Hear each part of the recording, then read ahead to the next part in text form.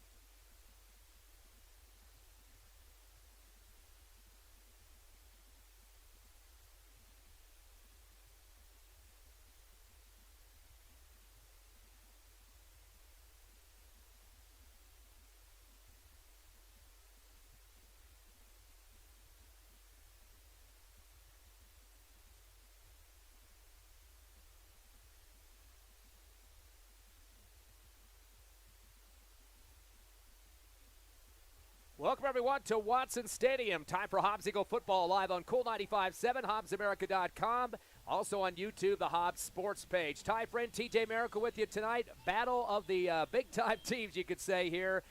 Two teams in the top 5, both with 6-0 records. Your Hobbs Eagles ranked 4th on the Mex Preps poll. And, of course, Centennial Hawks right above them at number 3. And playing the southeast versus the southwest part of the state, TJ. Well, it should be an exciting game, and I think a lot of people have had this one circled on the calendar, especially since Hobbs came out and really started dominating early in the season. And I think, tonight as they go through it, this is going to be a tough test and a team we could potentially see back down the road.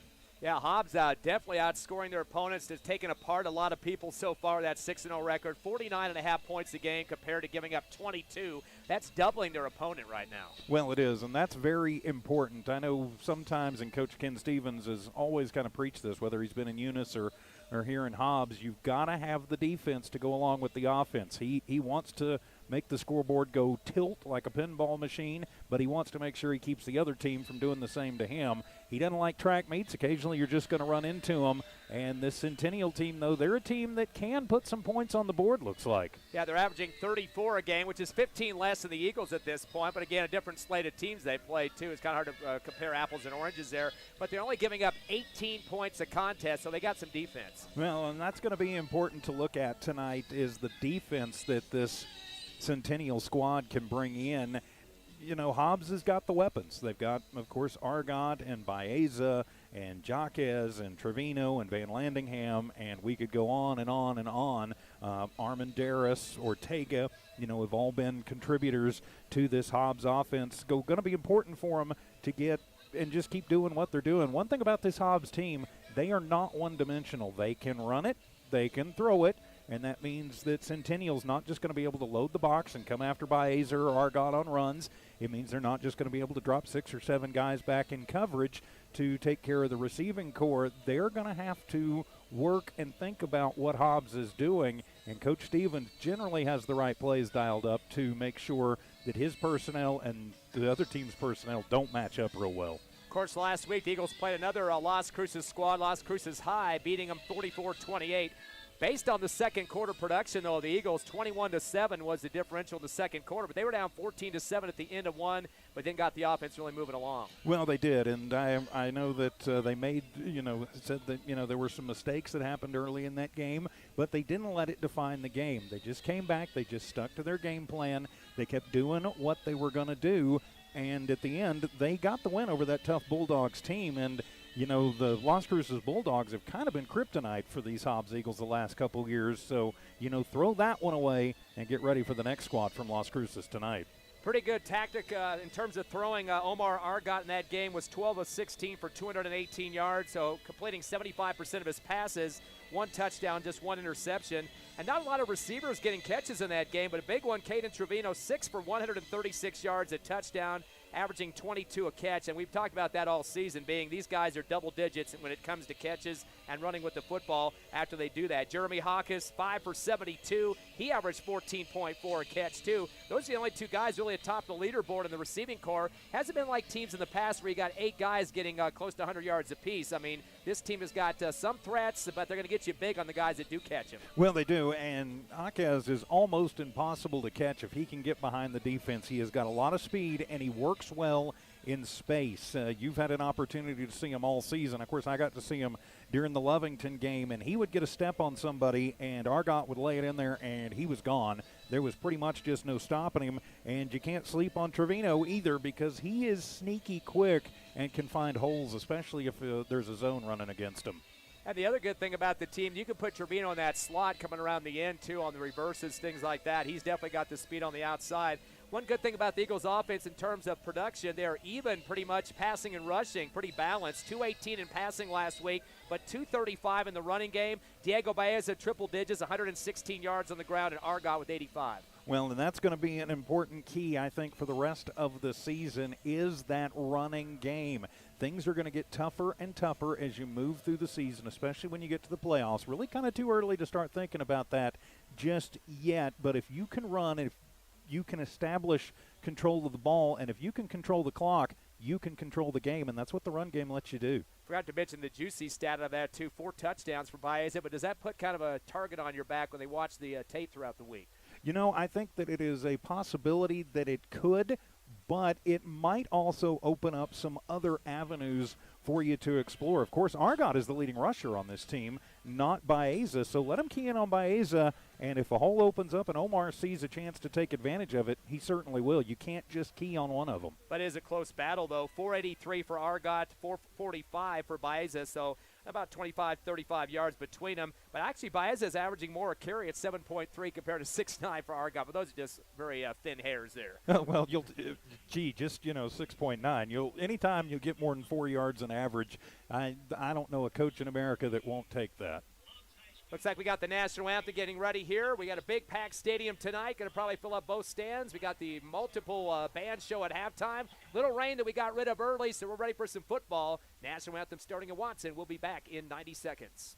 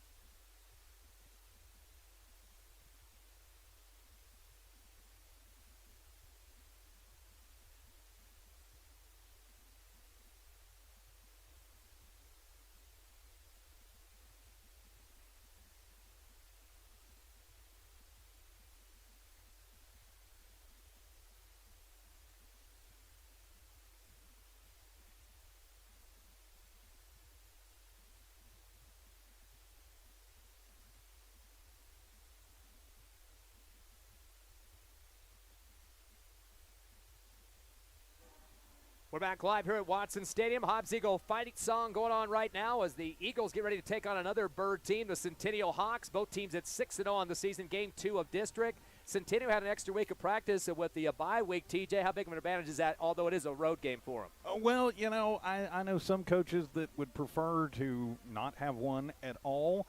Other coaches have a completely different take on it. I'm not sure which camp that Coach Ocampo was going to fall in. But it could be a factor, especially if they had any injuries, anybody banged up and slowed down just a little bit. That could wind up being a big factor if they had anybody that, was not quite full speed and now are going to be full speed and could make a difference in this game. But, again, they haven't played in a week. I'm sure they've practiced, and then the road trip on top of that. So I'm going to call it a wash with this one. Yeah, especially with the rain we just had, too. Mother Nature coming in here and watering down the field for us. Luckily, the lightning and everything looks gone for a while. Looks like a little bit more rain coming down right now as we get back up in the booth here. But they don't stop games for rain. It's the lightning that they're going to be concerned about.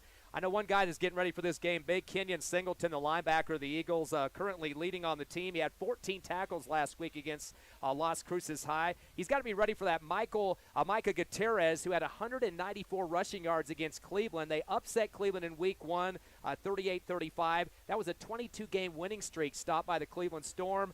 They had won 14 games at home in a row, and the first time that Centennial beat Cleveland to start the season. Well, and that is a feather in the hat for Centennial. Of course, they've run into some problems, too. I believe they actually lost to La Cueva, did they not, a couple of weeks ago? And so they can be beaten, but when you beat a team like Cleveland, who is the gold standard when it comes to 6A football in New Mexico, that's a pretty good feather in your hat, and that's going to give you a lot of confidence going forward and going through the season. Now then, that's not to say that the Eagles don't have just as much confidence, as they've had some tough tests. Of course, had the track meet, the 18 points combined with Artesia, 120 points combined when Artesia came in here. But then to knock off Rio Rancho, which has been, kind of a 6 of one, half dozen of the other. We talked about, Las Cruces being kryptonite. Rio Rancho is occasionally been tough on them too. And then, of course, getting the victory to open the season against Las Cruces. So you've got to think that Centennial has confidence, but these Hobbs Eagles have to too. I know that loss you mentioned with La Cueva, that was only 28-21. La Cueva ranked third at that time, but Micah Gutierrez again, even in the loss, 190 yards rushing, so just shy of 200. What is the Eagle defense going to have to do to key on him with players like Singleton and the rest of his defense? Well, and, there's a lot of ways that you can play this, and he's going to do the damage. So I don't think you change your game plan a whole lot unless he really starts gashing you for the big games. Just try and get off your blocks. Keep in your gap assignments if you're one of the linebackers like Singleton, and you ought to be just fine moving forward. You can give up 1-2 yards. It's going to happen. Big plays are occasionally going to get broken, but just make sure that you don't let him beat you. Make somebody else beat you. Hernandez, their quarterback, he can run a little bit. He can throw, of course, and they've got some pretty decent receivers, and they're not afraid to chuck the ball around a little bit, but they're not as effective when you take out that running game with Gutierrez. Yeah, and again, Kenyon Singleton along with Cameron Hernandez, those two guys leading in tackles this season. Singleton with 80, and 46 of those are solos.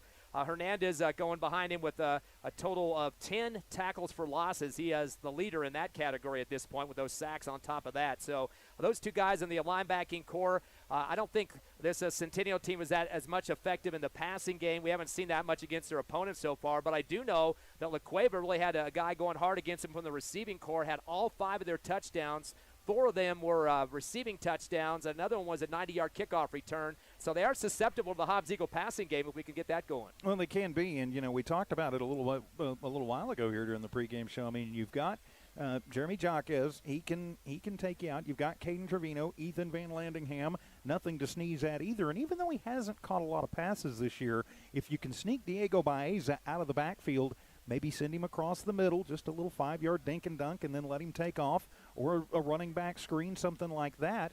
That could also wind up being effective, but I'm not sure that this Centennial team has quite seen receivers like our top 2.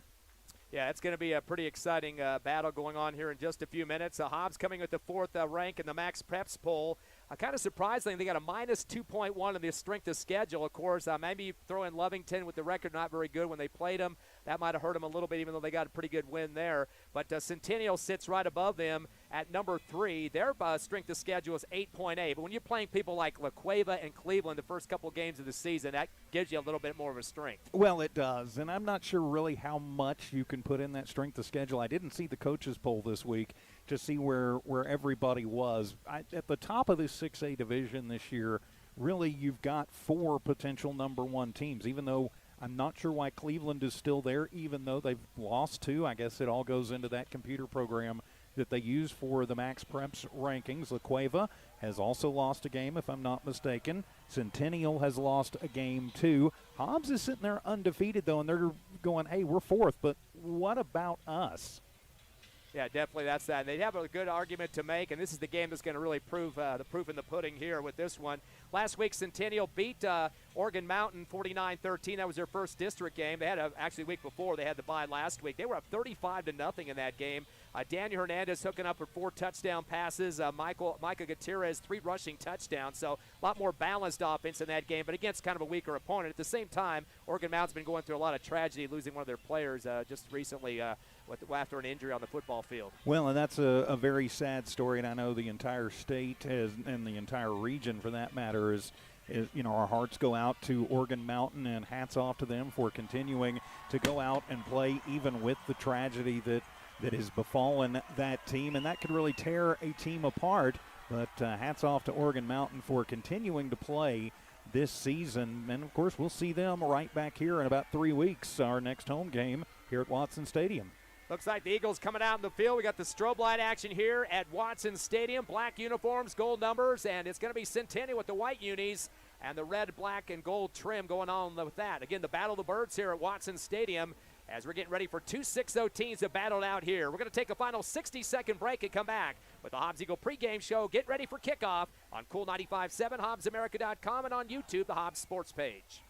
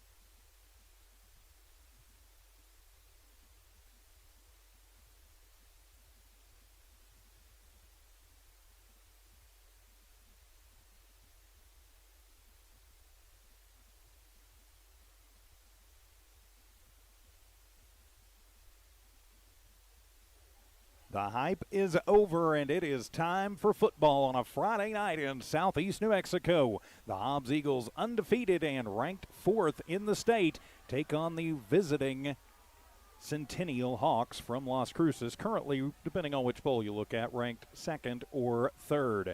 Looking forward to this one tonight here on Cool 95.7 KLEA Hobbs Lovington, the Cool 95.7 app, and the Hobbs Sports YouTube channel. I'm TJ Miracle. Jonathan Allen assisting us with the camera tonight, and with the call for the kickoff, here's Ty Friend. Omar Chavez will kick off for the Hawks. Eagles had the first reception of the ball game on the kickoff return. They've got 3 back deep about the 5-yard line. A little bit of a stagger. Trevino on the right. Also got Diego Baeza back there and Hawkes. Black uniforms and the gold trim, and it's a pink out night as well. They got the pink socks sported out on the field. Ready for the kickoff here at Watson. 6-0 teams going at it. It's going to be an end-over-end down the right side and caught on the right hash, put up the middle by Baeza. 10 on the starburst, hand around the right end to the 15, 20, 25, 30, 35, near sideline 40, 45, 50. Hawkes into Cruiser Centennial territory to the 42-yard line. Got about the 15 and runs it in to Hawks side of the field. And that was all set up by, of course, the misdirection, but a huge block by Manuel Murillo helped spring him down that seam, and he went for it. And a great return by Hawkes in great field position for the Eagles. 1st and 10 from the Centennial 42-yard line. About a 43-yard return. Of course, the starburst, you're kind of waiting to see who has the football there for a few seconds and finally give it out to Hawkes. So right there on the right hash, we put a receiver left, Trevino, to the right side, a slot right as well. And in the shotgun is Argot. Taking a long snap count, 1-step drop, pump fake, throws it down the near sideline. In the hands of Van Landingham, tiptoe, 20, 15, 10, 5, touchdown Eagles. That's the way you start a ball game. That's going to be 42 yards. He waited for the ball, got it right in the chest on the near side, and is in the end zone that quickly. And great patience, and it was actually the little pump fake that let the Eagles get Van Landingham so free so quickly, and the Eagles strike first. And as you mentioned, the 6-0 lead, just like that, a huge play for the Eagles to start things off. Yeah, Hobbs have had some little slow starts recently. Of course, 2 turnovers early against Las Cruces, but not in this one. First play of the game, and the PAT is up, and it is through the uprights for your Hobbs Eagles. Strobe lights are going on here at Watson Stadium after Yahir Shakan puts it through. We're just 18 seconds into this ball game, make it 28, and it's 7-0 Eagles over the Hawks. We'll take a 30-second break and come back with more Eagles football on your Hobbs Eagles stations.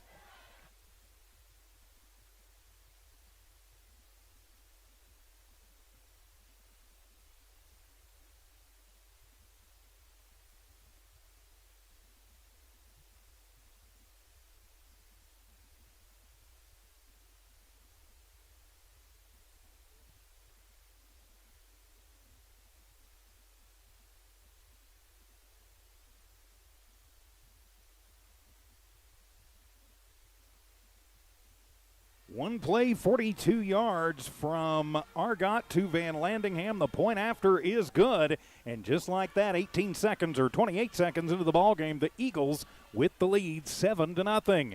And as we get ready for the Hobbs kickoff with the call, Ty Friend.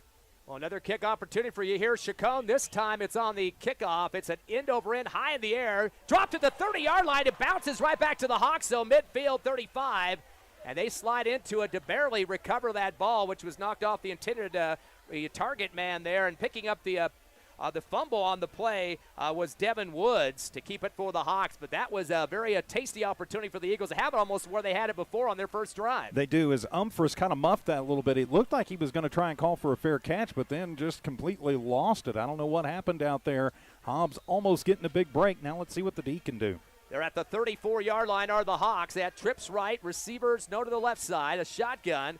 We'll go at the handoff to around the right end and getting bounced around to the outside. Gutierrez trying to get back to the first down marker on the right sideline. He's barely going to get to it, I think. Yeah, I think no gain on that. Great job by the Hobbs line to slide down with him and the linebackers, Singleton included, coming over and making that stop, staying home. Cassius Martinez, number 52, also helping with that stop, 2nd down and 10. Daniel Hernandez, the quarterback, he won the ball game for Cleveland in that first game against Cleveland, I should say, had a 5-yard touchdown run, so he can run the football. 2nd and 10 from the 34, trips left, receiver no side on the right. They throw the screen to the left side, ball's dribbled around for a minute, bounces off the turf, intended for Isaiah Abeda, and he could hear some footsteps coming after him. He had a couple of Hobbs Eagle defenders in the area that time, especially from the cornerback core on the right side. Jordan Chisholm, Hector Armendariz, 1-2 punch coming at him. They did. C.J. Romero was also in the neighborhood. They had that one sniffed out. I think even if Abeda gets that one, he probably gets creamed and maybe he has a loss. 3rd and 10. No gain yet. 3rd down and 10, as you mentioned, from the 34. Twins left, a pair of receivers right as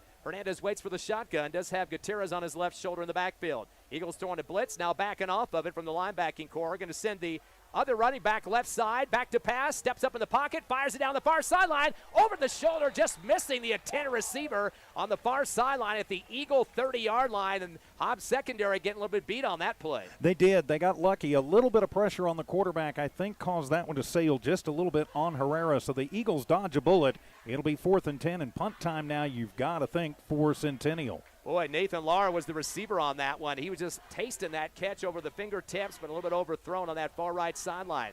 So it could be the first punt of the ball game here. Hobbs up 7-0 after a 42-yard pass play from Argot to Van Landingham on the first play of the contest and the series.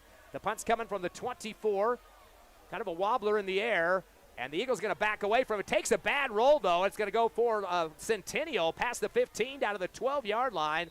And I'll tell you what, the Eagles just going to say, I don't want to have nothing to do with that one, as they just kind of wave it off and got the heck out of the way that time, putting up the hands in the air to tell the team to leave it alone was Hector Armendariz. Well, and really that's all you can do. If you decide you're going to let it roll past you, you just kind of have to take the bounce that happens, and you got to be careful to stay away from it, because if you touch it, it's a live ball, and the other team can scoop it up and score because you may not have anybody back there. And with the wet water we've been having all night long before this game, of course, the field turf doesn't suck up the water as much as the grass would, so that might be a consistent factor in this one. Twins right, receiver left, going to go with the draw play up the middle. Baeza breaking through the left side of the 15, 20, and is put down just shy of the 20 at the 19 with the knee down. He's going to get about 8 on that one. Well, a nice job as he just moved right on through. And again, yeah, that big gain as the big boys opened up the hole. Looks like they're going to give him 6 officially, 2nd down and 4. He's going to have to adjust his footing just a little bit on this wet turf as well. Now at the 19-yard line, move it up again a little bit, make it 3-yard pickup or 7-yard pickup, 3 to go, 2nd and 3 from the 19. Shotgun a situation, Twins right, good snap, gives to Baeza on the right end, cuts it back up the middle, gets banged into and brought down hard at the 24, but past the first down marker, and he's going to be up to the, looks like the market at the 29-yard line, or make it the 24. So he's going to pick up, looks like 6 more on the play. So nice job by Baeza, 2 carries, 13 yards, and it'll be a first down for the Hobbs Eagles, their first of the ball game. Just shy of the 25-yard line at the 24. Hobbs looking to the sideline now for the play call. We've got 9:49 remaining first quarter, 7-0 Eagles. Scored on their first drive on the first play. Still looking at that sideline. The play clock on the field getting close to 10. No urgency for Hobbs. I think we have a little bit of confusion. Receiver now coming to the backfield. Everybody's shifting around and going back out as Trevino. Want to know what the play call was. And now they're going to call the timeout. That's not what you want early in the game to have to burn one of these in this big of a contest. Well, I agree with you on that. Sometimes, though, when you've got that much confusion, it is better just to go ahead and say, all right, let's go ahead and take the timeout now. Let's make sure that we get this right here early instead of maybe making a mistake that could cost you. Let's take a quick 30-second break. 7-0 Hobbs over Centennial. Come back in half a minute.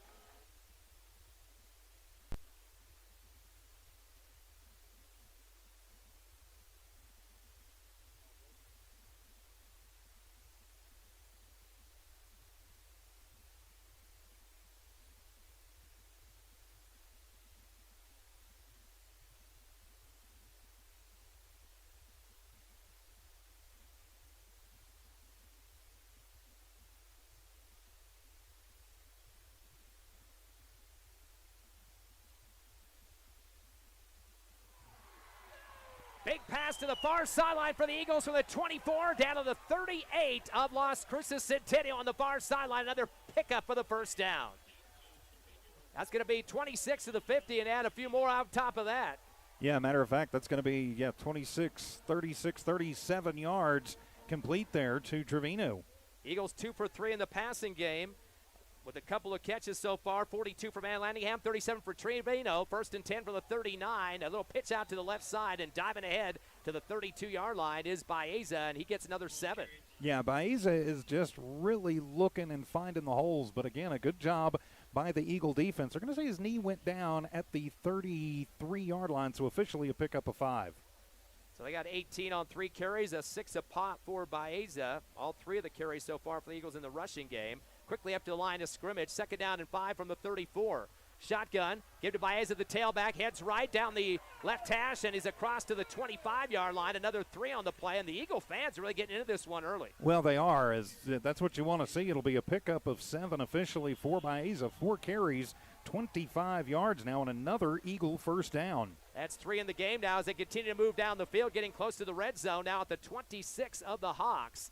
4 in the box for the Centennial squad defensively. 2 receivers right for the Eagles, 1 to the left side, and now it's going to be the quarterback, Argot, going to his line of scrimmage to talk to his center and also get his slot in motion there on the left side. Shotgun, 2-step drop, stays in the pocket, fires a fade over the left shoulder near the goal line. We get a bump from the cornerback, and there's going to be a PI call near the goal line on the far left sideline. And that is the right call. Good coverage down there, but getting just a little bit excited. I wish that kid had turned around so I could catch the number. I want to say that's that may be Daniel or no. That's number 21. That's Michael Terrones going to get whistled for the PI. So the first penalty of the ball game is going to be a 15-yarder and an automatic first down for Hobbs. Yeah, they start at the 27, so that'll be half the distance. So 13 and a half. Unfortunately, they were inside the 30 that time, which is going to be a little bit less of the yardage that they would like. But they get that first, as you mentioned. 4 first downs for the Eagles as they get the ball on the left hash just inside the 15-yard line. The Eagles got to hurry up with the 2 receivers right, 1 to the left side. Quickly backing up in shotgun as Argot has Baeza on his right shoulder. Takes a snap low to his knees, extends it across to Baeza, heading right. Now zigzag, spins to the 10-yard line and barely got the ball that time. And it kind of be slick out there with that rain we had earlier, but he does manage to get positive on that one, about 3 or more. Well, and a nice job because he did not have a lot of room to run. The tackle was made by, I believe that was Tyler Gustafson, but he kept the play going. He kept his feet moving. He started at left and then weaved his way back through right to get positive yardage. 2nd down and 7 from the 11. Eagles really quickly getting the line of scrimmage up to go and making the defense shift with no substitutes coming in. Man in motion left to right. And that's going to give the handoff to Trevino, heading to the right side of the 10, stretching it out to the 7, and he gets thrown down. Almost looked like he got horse collared from behind that time, but that's not the call. But wait to see how many yards they're going to give him as he does go out of bounds. And all that extended running to the near sideline, he doesn't get a lot of positive. Looks like a couple on the play. Yeah, they're going to give him 2 on the play, so make it a 3rd down and manageable 5. They're keeping it fairly, in the neighborhood of about where you would want it. Sorry for the camera work there. I got a little bit trying to, do too many things at once here. 3rd down and 6 from the 9-yard line. Eagles can get to the 4 for another first down. Twins left, receiver right, shotgun. Hand off to Baeza, angles right, breaks 1 tackle, but meets a Hawks wall up near the 8-yard line.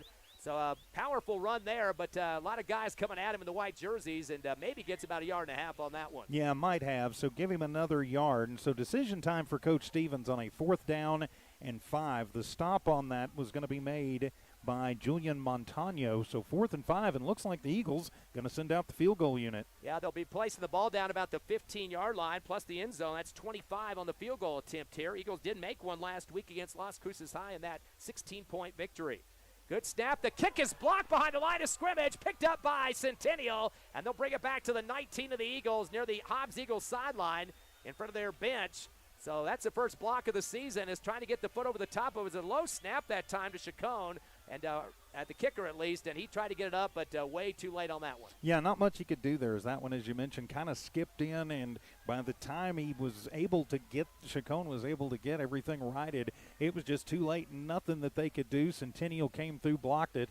You hate to lose all of that field position that you gained and all that yardage, but you've got now Centennial at their own 20, their second drive of the ball game. 6 minutes left, first quarter. Eagles up 7-0. Score on their first play of the ball game. 1st and 10 from the 20 for the Hawks. Twins are making trips right. No receivers left.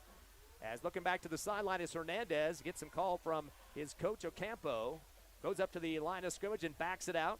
Has Gutierrez on his left shoulder of the backfield. Long snap count here.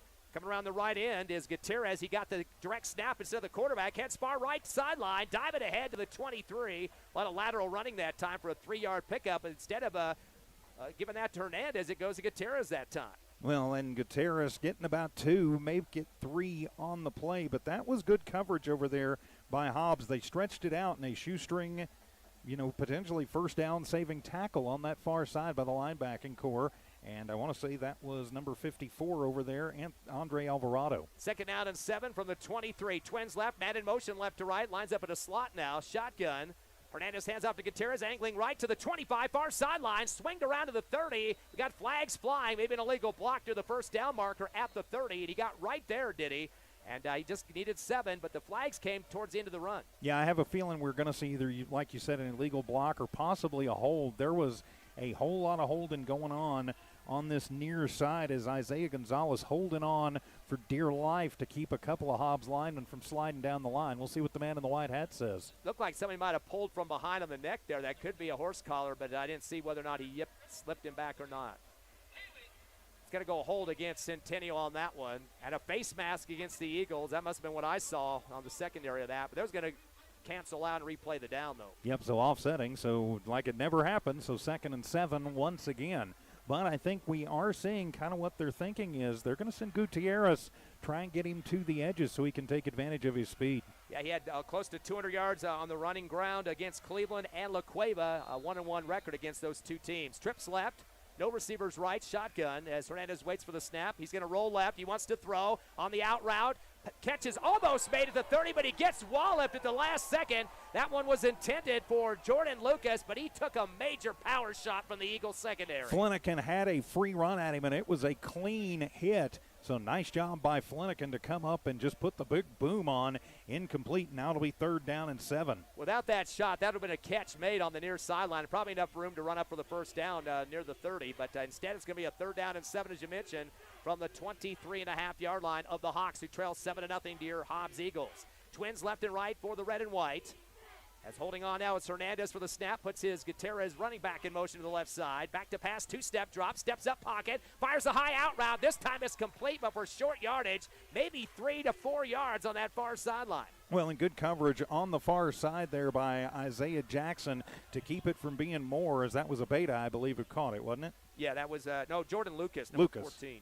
So Lucas getting the first catch of this game, actually, for Centennial. Looks like their punt unit's coming out again, Coach. Well, 4th down and 3. Yeah, I think that's the right call early in the game, down 7-0. See if their defense can stiffen up, but let's see if the Hobbs special teams can break off a big one.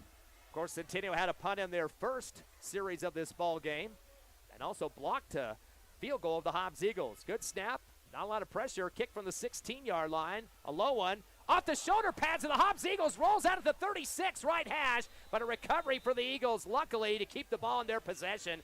Diving on the wet turf that time with the big wave following underneath him. Jordan Chisholm saves the day for the black and gold. Well, he did, and a great job by Chisholm and a great heads up as he saw that one squirting around and knew that he had to get that football or it was going to really flip the field in favor of Centennial. You don't want to see a momentum shifter like that. Now the Hobbs Eagle offense is back out there. Let's see what they can do. 3rd series of the game, 1st and 10 from their own 35. Right hash, trips right, quick toward the right sideline. Trevino catches the 32, spin move down to the 40 and takes 3 with him as he gets up for a 5-yard pickup in front of the Hobbs Eagle bench right sideline. Well, that's what you want to see, as that's the first catch of the ball game, or second catch for Trevino. He had the 37-yarder just a little while ago, and that one's going to be good for about 5, and so 2nd and 5, keeping it manageable. Yeah, if those 2 catches combined for 42, that's equal to what Van Landingham's catch for the touchdown was in the first series of the ball game. But he's averaging 21 a pop on his 2. 2nd down and 5 from the 40. Trips right on the short side. Shotgun, turns and fires again to the right side to Trevino. Same spot.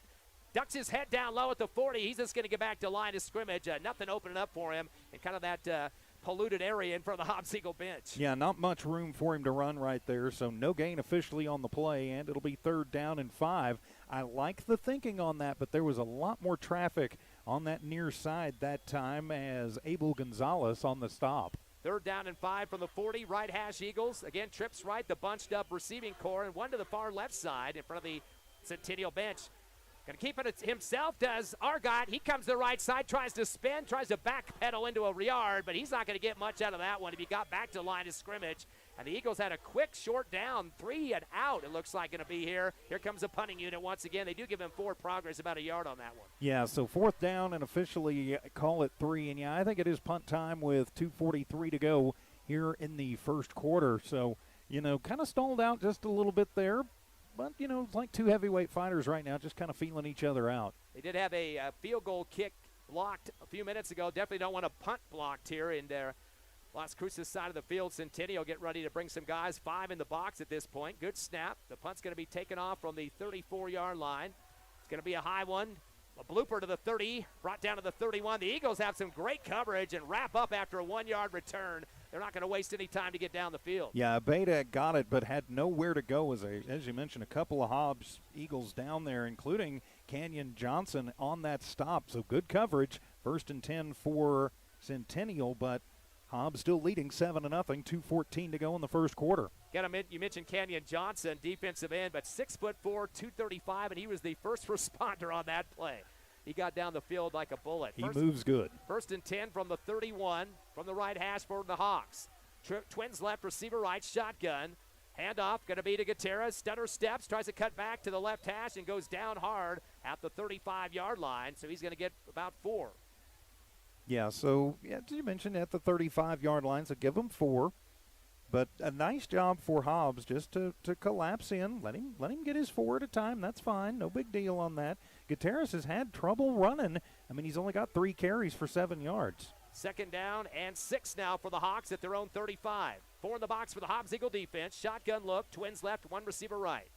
Fernandez taking a long snap call there. Gives it to Gutierrez. Fake. No, he's going to take it himself around the left end. He gets somersaulted around, and here comes a helicopter look defensively for the Eagles to get in the backfield to put it way behind the original line of scrimmage. Flatten him to the ground goes the quarterback Hernandez. And a great job by Andre Alvarado. He was the one who wrapped him up and spun him down, and he loses a couple on the play, so it'll be 3rd down and 8 now for the Hawks. Kind of a liberal spot that time. It looked like he was way back further than that, but they're going to say forward progress. He'll go to the 33-yard line. Not much progress on that one whatsoever. Time now to 1:04 left here in a pass-moving first quarter. Eagles up 7-0 over Centennial. The battle of the 6-0s and the Birds. Trips right, no receivers left. Shotgun. Hernandez going to roll right. He wants to pass. Steps up to the 30. He's going to fire. Shot puts it out to the far right sideline. Is juggled around. I think we got a catch for the Hawks. It'll be at the Eagle 35 on the far right side. So big pickup on the 1st down catch for Centennial. Yeah, as he got that one out there, and was that Lucas?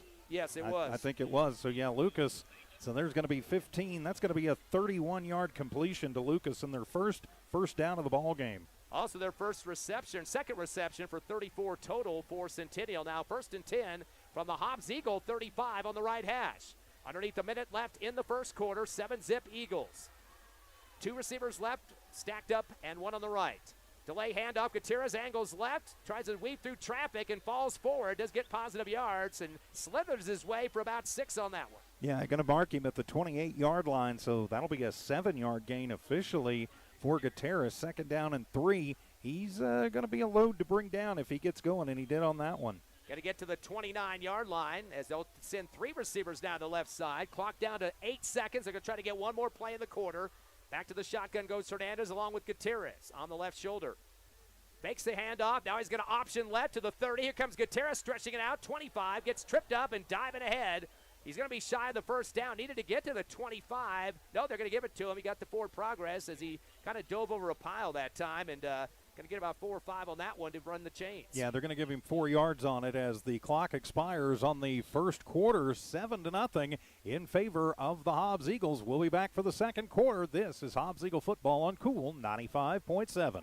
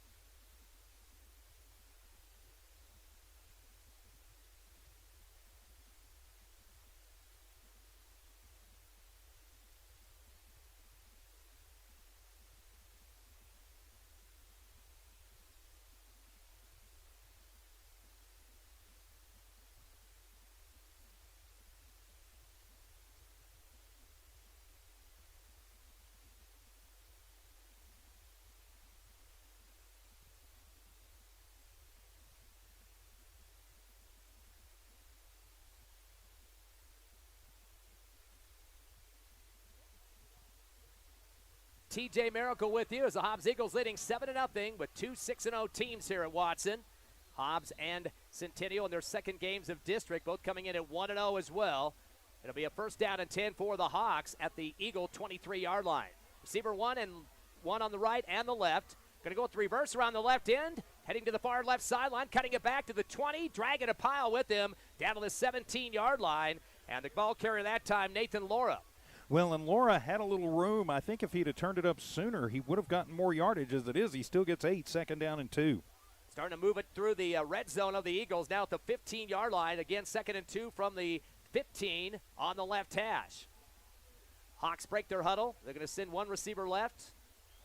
And now they're going to back up the quarterback behind the center for just a second. And Hernandez back in shotgun, has Gutierrez on his right shoulder. It's a big line up here for, looks like a run play. High snap. Give it to Gutierrez, heading left. Tries to get outside. He tries to back himself into a few yards on that one. He's going to be across that first down marker. Yeah, he's going to pick up 3 on it. Hobbs got him, but these we've mentioned it before, and I'll say it again. He's quite a load and a little bit tough to bring down, so he's going to pick up 3, and it'll be a new set of downs for Centennial. 6 carries, 21 yards for Gutierrez. Again, 3 first downs for the Hawks, 4 for the Hobbs Eagles, up 7-0 over Centennial. On the long road trip for the Hawks from Las Cruces.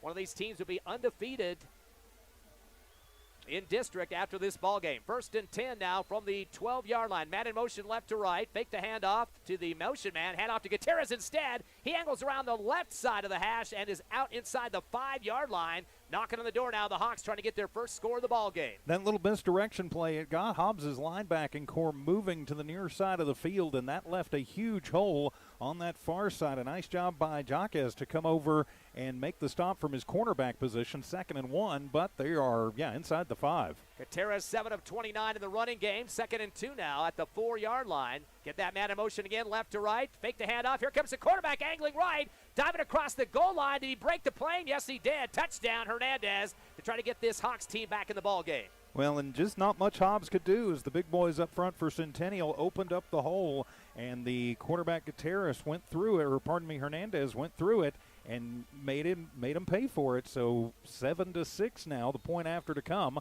Hobbs still leading. 4-yard touchdown run for Hernandez. 1 point shy of the Eagles right now, pinning the PAT from the Hawks.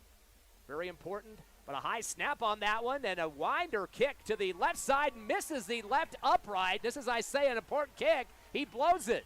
And I think Flanagan got a hand on that one because it went wonky as it went left. So a 1 point Hobbs Eagle lead, 7-6 over Centennial. 10:14 remaining, second quarter. You're listening live to Hobbs Eagle football on Cool 95.7, HobbsAmerica.com, and on YouTube, the Hobbs Sports page.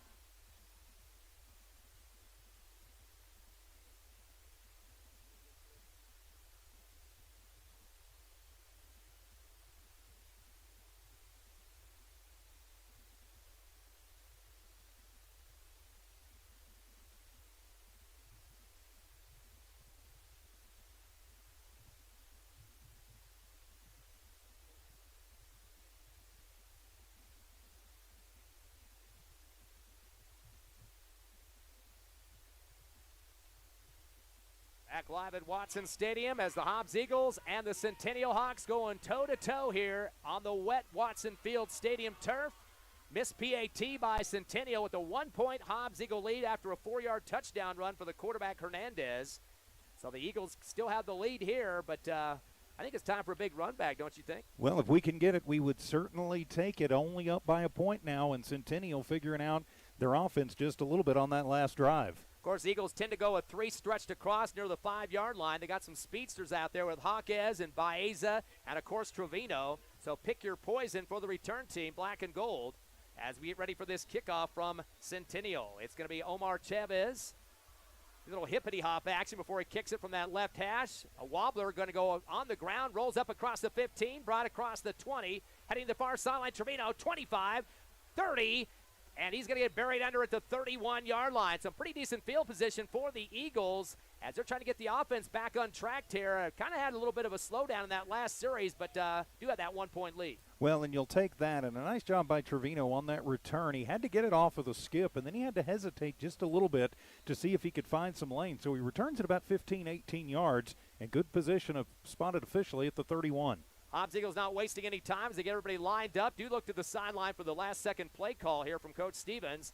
And now they've got two receivers left, one to the right side. Shotgun for Argot. Has Baeza behind him, throws the screen pass, a wobbler to the left. Trevino catches 30, 35, dragging to the near left sideline in front of the Hobbs Eagle bench. Going to pick up 8 yards, just shy of the 40. Make it the 38. Well, and a nice job. They've gone to that play now 3 times, and they've always come to the home side of the field.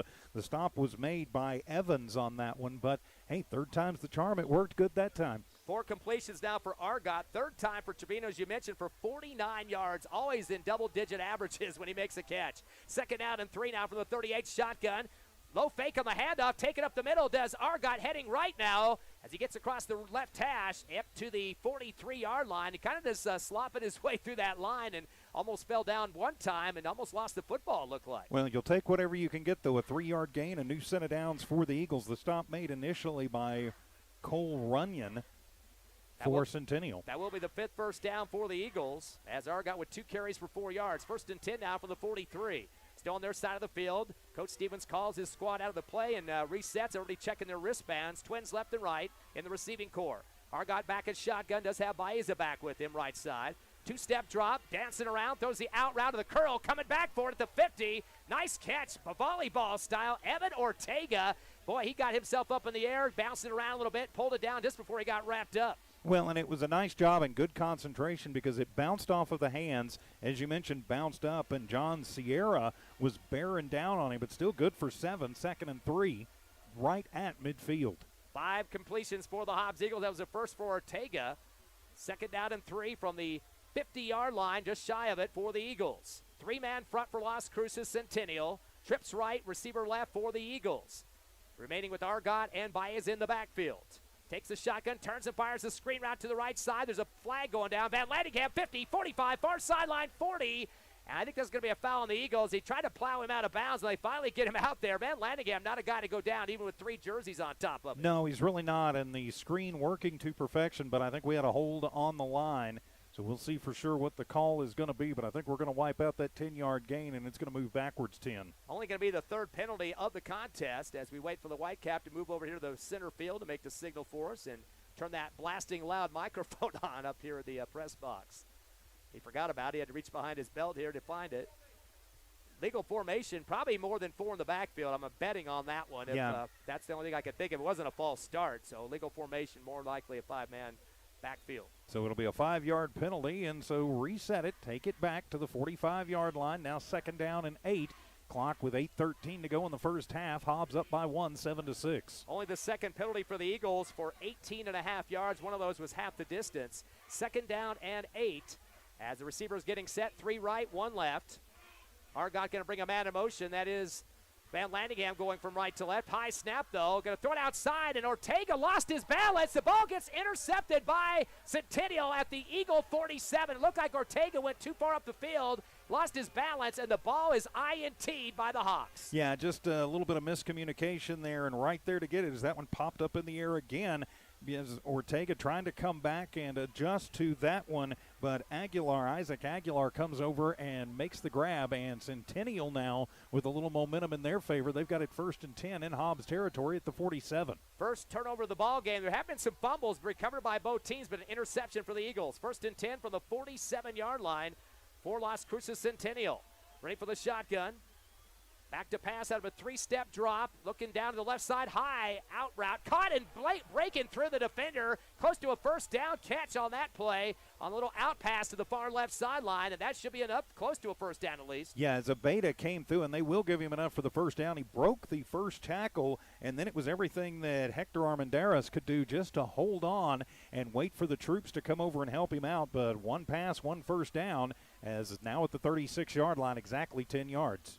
That's going to be a 35 yards in catches, make it 45 for Las Cruces on 3 completions. Going to go with the handoff around the left end and bounce around, spinning is Gutierrez, and backs his way into a few extra than what he had to begin with, about 3 on the play. And, boy, those Eagles defenders are starting to watch those receivers a little bit closer. They're going out hard on their blocks, and Hobbs is going to have to separate from them. Cameron Hernandez on the stop after the 2-yard gain. Nice to stay home and stay on his assignment there. No big breakaways yet, though, for Gutierrez. Everything's been kind of small at this point. 2nd down and 7 now for the Hawks at the Eagle 34-yard line. It's 6:45 left, second quarter, 7-6. Hobbs up by 1 over Centennial. Twins right, receiver left. They bring a man in motion. He held to the right slot. High shotgun, run around the light end. Left end goes the quarterback. He's heading to the far side, 20, 15, 10, breaks it inside, 5, heading to the end zone, and the touchdown. That's going to be a 33-yarder for the Hawks quarterback as he is into the end zone for the score for Hernandez. Well, Hernandez weaved through traffic. Hobbs kind of bit as they moved Nathan Laura over to the near side at the tight end position, and Hobbs kind of shifted over that way, and when Gutierrez went to the left side, not many people there, and he weaved and bobbed, and Hobbs just not quite able to get him down, even though they had some guys back there. So now Centennial goes up 12-7 with the point after to come. 2 touchdown runs for Hernandez, a total of 38 yards, and those scores, he did have a -2 earlier, so 36 on 3 carries, 12 a pop for the quarterback, as they're going to go for 2 to try to make up for that missed PAT on the last score. Man in motion from right to left. Going to give the fake and then taking it up the gut, and they're going to be shy of the goal line here. No good, just barely missing off the knee towards the goal line. I believe that was the quarterback keeping it that time. It was. It was Hernandez once again. Did get another chance to score, but got his opportunity there. But the Eagles now going to have to play some D, or actually offense, to try to take the lead. Are up or down 12-7 to Centennial. 6:30 remaining here in the second. We'll take a 30-second break and come back on the Hobbs Eagle Network.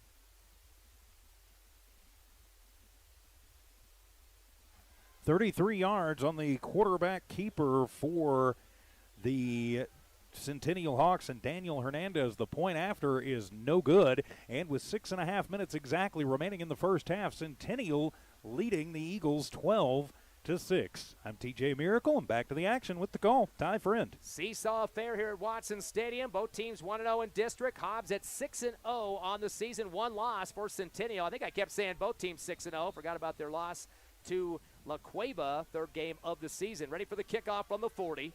They keep it on the grounds. It slides across the water, scooped up by the Eagles at the 27 up the middle to the 35, or close to the 35, meeting a wall there. It's about a 6-7 yard return for Hobbs.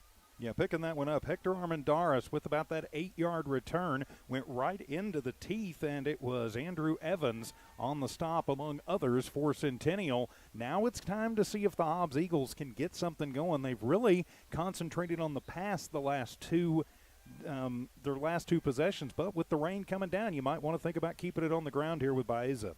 2 receivers, both right and left for the Eagles. Shotgun for Argot, and Baeza back there as well. 2-step drop, very patient in the pocket. Rolls right to the 30, to the 35 on the scamper. 40, stutter steps, diving to the first down marker. Great look ahead there for the quarterback Argot. He might have gone down by just a half of a knee short of the first down marker, but he's close. Well, he certainly is, and a great job by Omar there as he saw that there was great coverage down the field by the secondary for Centennial. Nowhere to go, so he just took off around the edge, and is going to pick up 9. That is a headsy play for the Hobbs quarterback. 3 carries, 13 yards so far for Argot. He's got just over 4 a pop. 2nd and 1 now from the 43.5-yard line. Eagles still on their side of the field. They trail 12-7 the first time of the game. Twins left, receivers to the right. Shotgun, Argot got a blitz coming. He's going to fire a fade route, spiral down the right sideline, just missing the fingertips of the intended receiver at the Centennial 20-yard line, just barely getting out of bounds and no chance for the catch. Jaquez had about a half step on his defender over on that far side of the field, Toronis. If that ball is, just a hair shorter, that's a touchdown for the Hobbs Eagles. As it is, incomplete. Now it'll be 3rd down and about a yard to go. Eagles 5 of 7 in the passing game. 2 of those long balls are the ones that have been missed. Just outstretched hands for the Eagle wide receiving core. The Eagles have got some long balls complete to Van Lanningham for a touchdown 42 and a 37-yarder to Trevino. 3rd down and short from the 43.5. Trips left, receiver right side, underneath the center, and going straight ahead is Argot after the traditional snap. He takes the pile with him over the top of the 45. That's where he needed to get a little bit more or less than the 45, but he's going to get to about the 46, a 2-yard gain. Yeah, they're going to give him pretty good forward progress on that as a heads-up call for the Eagles. Saw that they had a little room up the middle, and they took it. The tackle going to be credited to Marcus Benavidez. But 1st and 10, move the chains for Hobbs. That's 6 first downs for the Eagles. 5:29 remaining in the second. It's 12-7 Centennial. 1st and 10 from the 46 of the Eagles. Trips right, receiver left, shotgun, 3-step drop. He got a whistle as the ball is snapped. False start. Head linesman on that far sideline, ref corps, quickly to stop the action there. Don't want anything going down the field, especially in this sloppy weather tonight. No, you don't. Somebody flinched, and that's something that you've got to be aware of. You've got to keep your emotions in check. Just the second penalty of the night on the Eagles, but that one's going to move them back to the 41-yard line, 1st and 15. Eagles back up. They're not taking much time in that huddle, which if you even call that a huddle, as they do look to the sideline, though. And even though you don't huddle, it still forces the defense to kind of decide what kind of personnel you want out on the field. You're not quite sure what they're going to run as they put some receivers, 2 on the right, 2 on the left. As Van Landingham and Trevino come to the left side in front of the Hobbs Eagle bench. Shotgun for Argot, a high snap, able to come down with it, gives it off right side to Baeza, skips around some defenders, and gets his way across the 45, and he's going to get enough for the first down. Well, back to the original line of scrimmage at least. Oh, excuse me, I got my marker up ahead there. Wishful thinking, nothing wrong with it, but he gets the 5 back, so now it'll be 2nd down and 10. I apologize, I'm a touch behind on the score bug. So 2nd down and 10 now, back to the original line of scrimmage with 4:45 to go first half. Looks like Las Cruces Centennial's got an American flag right behind their bench, and that's flying right at the 50-yard line. 2nd down and 10, reverse coming on the left side, heading to the 50, 45, 40. Trevino cuts back to the left hash, down at the 37, and that will be definitely a first down and then some, about 17 for Trevino, coming out of that reverse from right to left. And that was a great play call by the offensive staff for Hobbs. They noticed that they'd kind of been losing Trevino when he's gone in motion a couple of times, so he popped free. They handed him the ball. He takes off, moved the chains, 1st down for the Eagles. 7 first downs for Hobbs. 1st and 10 from the 37 of Centennial. Trips left, receiver right, quick screen to the left side, caught by Van Landingham, bounces off a defender, gets slung around by 3 more to the near sideline left across the 35, and he's put out for the Hobbs Eagle bench. Jorge Rueda on the stop, and he bounced off of Rueda a couple of times, also bouncing off of Abel Gonzalez, but he picks up 6, 2nd down and 4. They are going to kill him with that screen, or at least try to, looks like, here in the first half.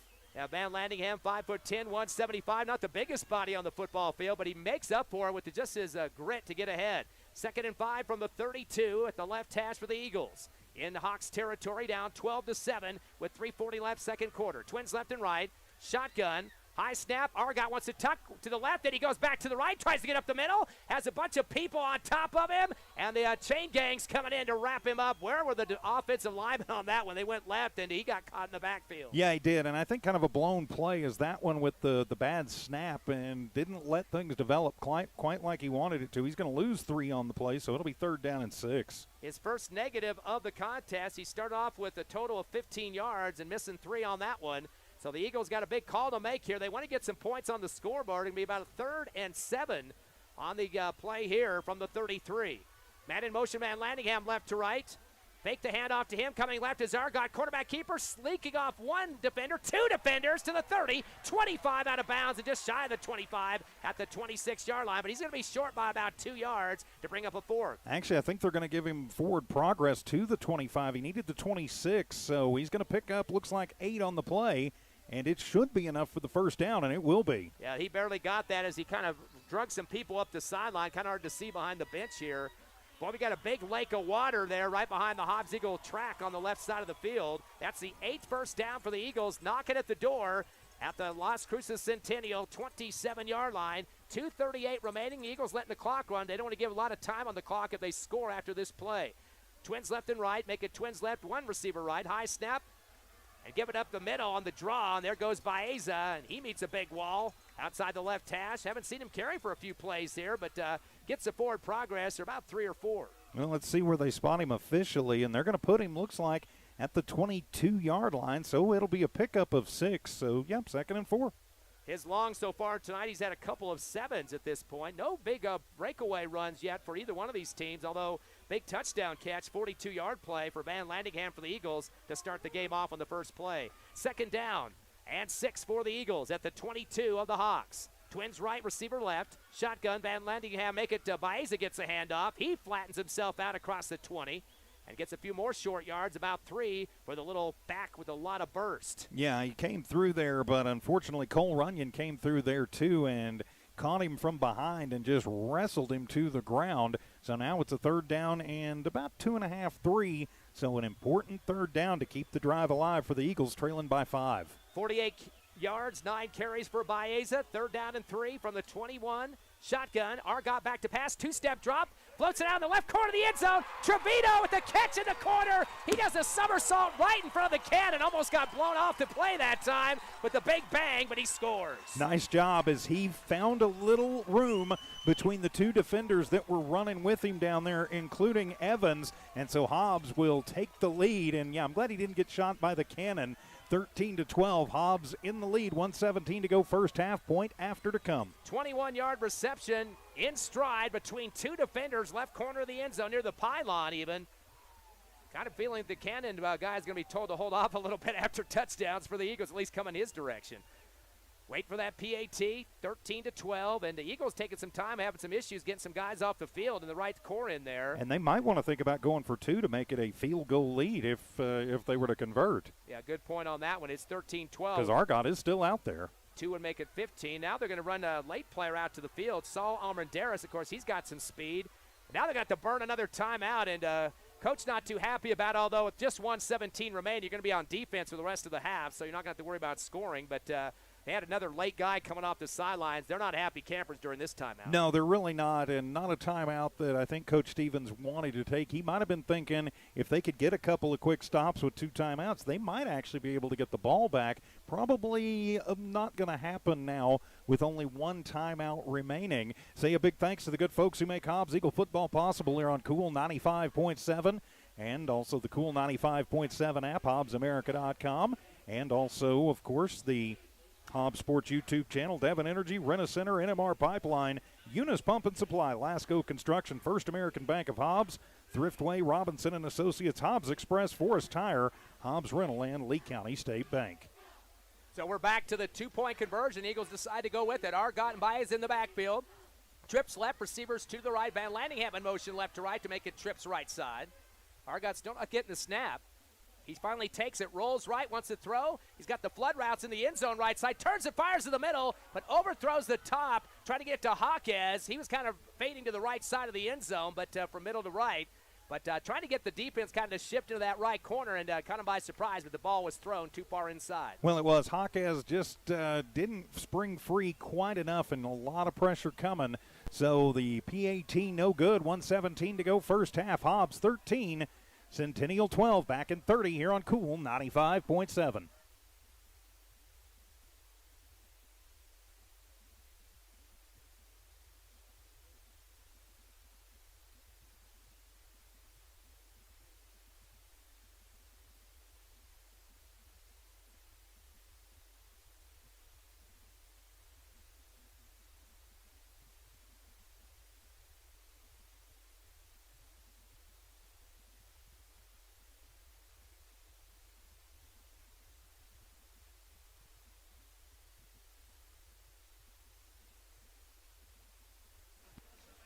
Back here at Watson Stadium, the Hobbs Eagles with a long drive to retake the lead on a touchdown strike to Caden Trevino, his 2nd of the ball game.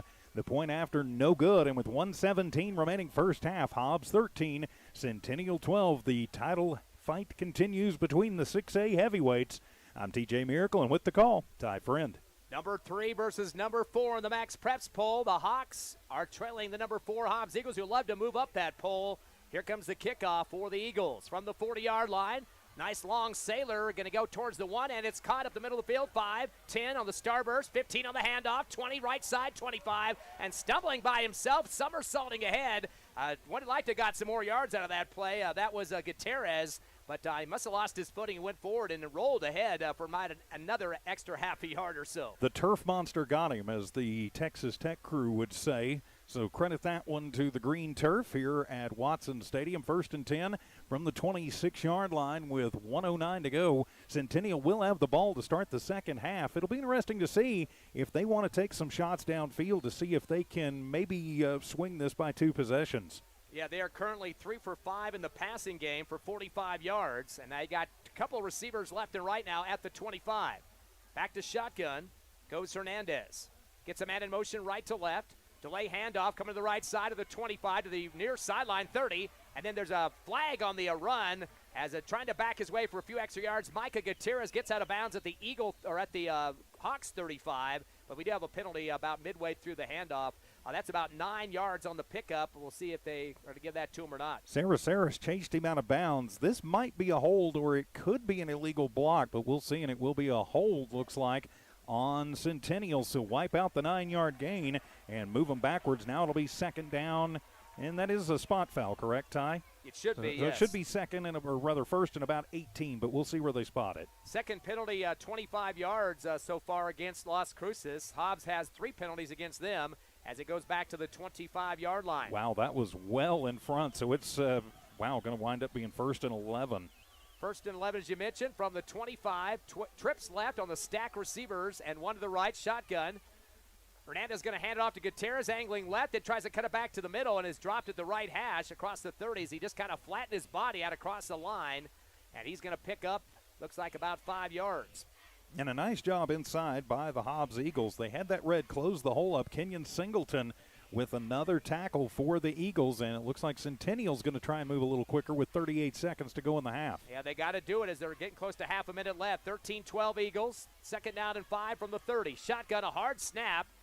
Fake the handoff, a pass down the middle of the slant route. Catch made at the 45 of the Hawks for the 1st down. That's Isaiah Abeda with the catch. Well, it looks like we're going to have a delay here. There's a flag back at the 35. That'd been about a 17-yard reception, but it might be coming back. Flanagan came up on him quick and knocked him down before he could get any more than that. But again, this is in the neighborhood of holding, and I think that is exactly what the call is going to be because Centennial doesn't look happy. Yeah, they keep slapping their helmets there in the backfield. Legal man downfield is what they get the call on. It doesn't have to be the receiver that catches the ball either. It could be a guy that was on the line and was going downfield. He's not supposed to be. They had more than one guy on the line of scrimmage there on the receiving corps, so more than likely that's what happened, unless they had a lineman downfield. That is possible because they were moving, trying to get everything going. So it'll be 2nd down from the 30, so 2nd down and about 5 now for Centennial. Up now they're going to move them back. I was like, that doesn't seem quite right, but 5-yard penalty on that one. 3rd one for 30 yards against Centennial. Now a 2nd down and 11 from the 25, and now we got the umpire running up to line of scrimmage to stop the action for some reason. He's looking around. I don't know what the deal is. Clock at 23 left. They do stop it. We got the bands all getting marched up and ready to go here for halftime. So that'll be an exciting halftime show. Twins left and right now for Centennial on a 2nd down and 11. Shotgun. Hernandez with a 3-step drop, has a chase against him, dumps it left flat, caught at the 22, 25, 30, far sideline, 35, and near the 1st down marker, but I think about a shy of a step to get that first. Yeah, nice job by the Eagles. Once they realized what was going on, they managed to come up in good pursuit by Kenyon Singleton once again to keep that from being a 1st down. It'll be a pickup of 9, and so 3rd down and 2 for Centennial. Not sure why they're in such a big hurry. They still have all 3 timeouts, under 10 seconds to go in the half. Of course, he went out of bounds, so it stops the clock. That was Ortiz that makes the catch. 3rd and 3 now at the 33-yard line. Clock down to 8 seconds. Could be the last play. Trips right, receiver left. Long snap count for Hernandez. 3-step drop. Fires it to the out route to the far sideline. Little toe cut out the side, and he gets out of bounds to stop the clock. That will move the chains once again. So 4 seconds remaining, and they're just going to dink and dunk. If I'm Hobbs, I'm content to let them do that. Moves them up to the 43-yard line, 1st and 10. Now you've got to think they've got time for one play. If they're going to keep it moving, they've got to go for the end zone here. That was a 10-yard pickup for the receiver, Nathan Lara, coming out of the backfield that time. That will be the 5th 1st down for Centennial. 1st and 10 from their own 43, down to 4 seconds. Trips right, receiver left, rolling right. Hernandez wants to throw, steps up in the pocket, fires it downfield, midfield, up for grabs. The ball gets knocked around. The Eagles get a punch on the football, and that will end the 1st half with no catch for Centennial. And a great job there by the Hobbs Eagles, and Nathan Sarasaris knocked it away. The Hobbs line got a huge hit on the quarterback, Hernandez, right as he let go of that one. So we're at halftime here at Watson Stadium. Hobbs 13, Centennial 12. Back in 3 minutes for your Eagle halftime show. Hobbs football continues here on KLEA Hobbs, Cool 95.7.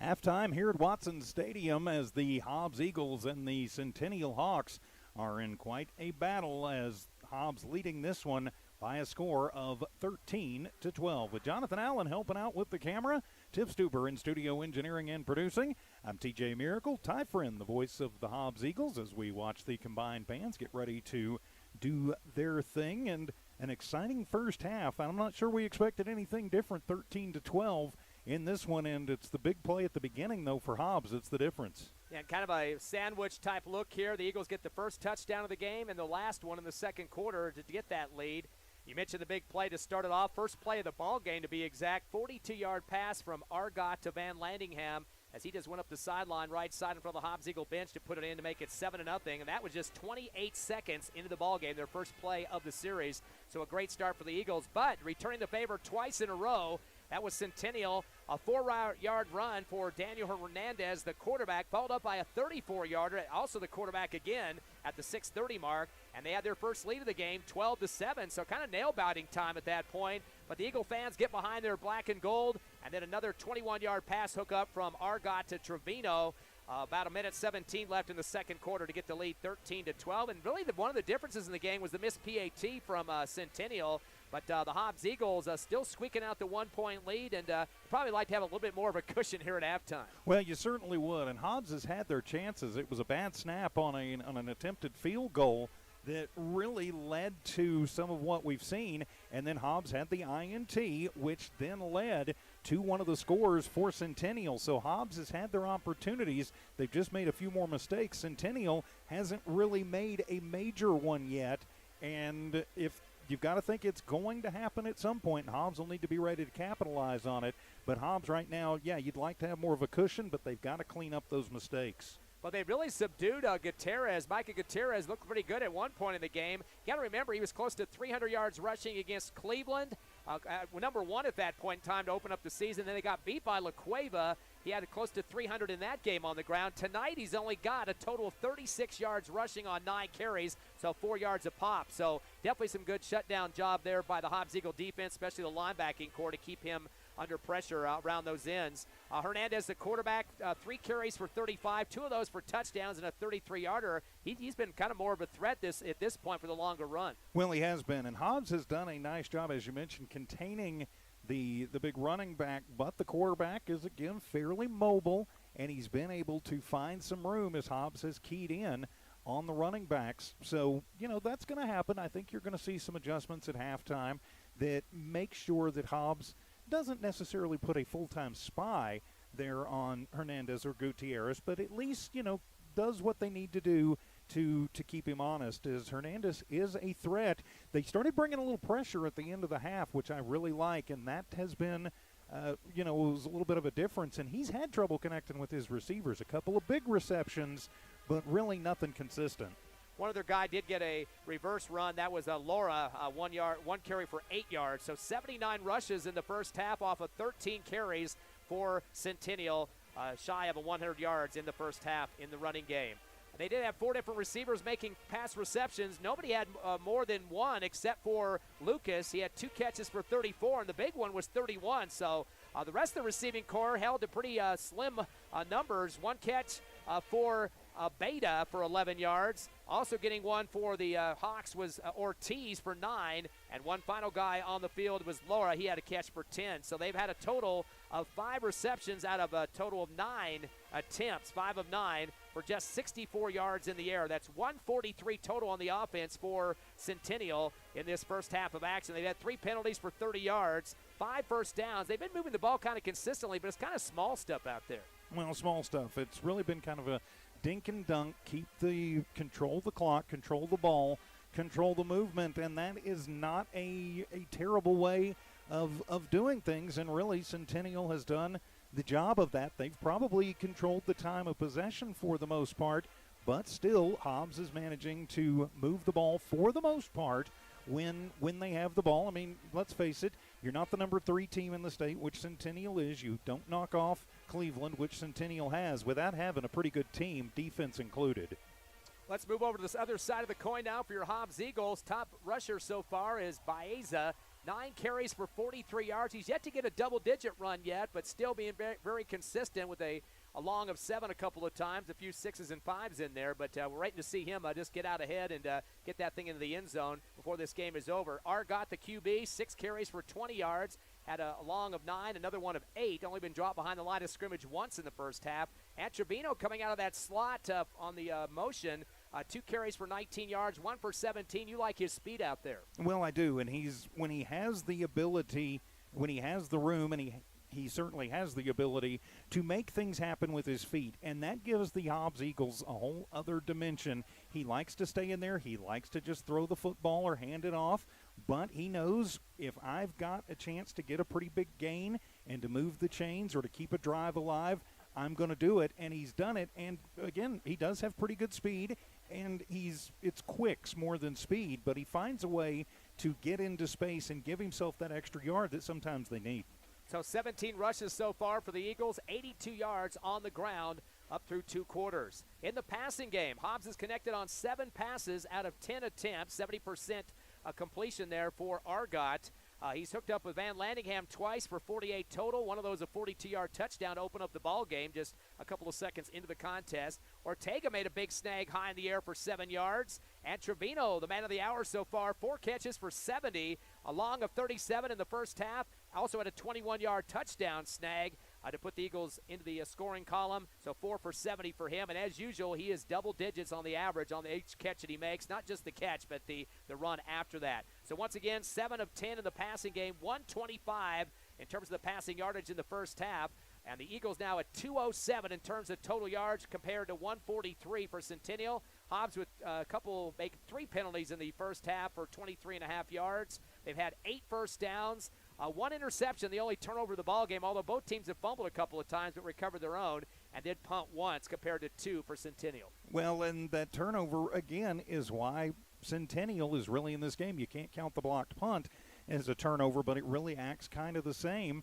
And Centennial has taken advantage of those 2 Hobbs mistakes, and that's why we're not looking at a score that's 16 or even 22-23 to maybe 7 at this point.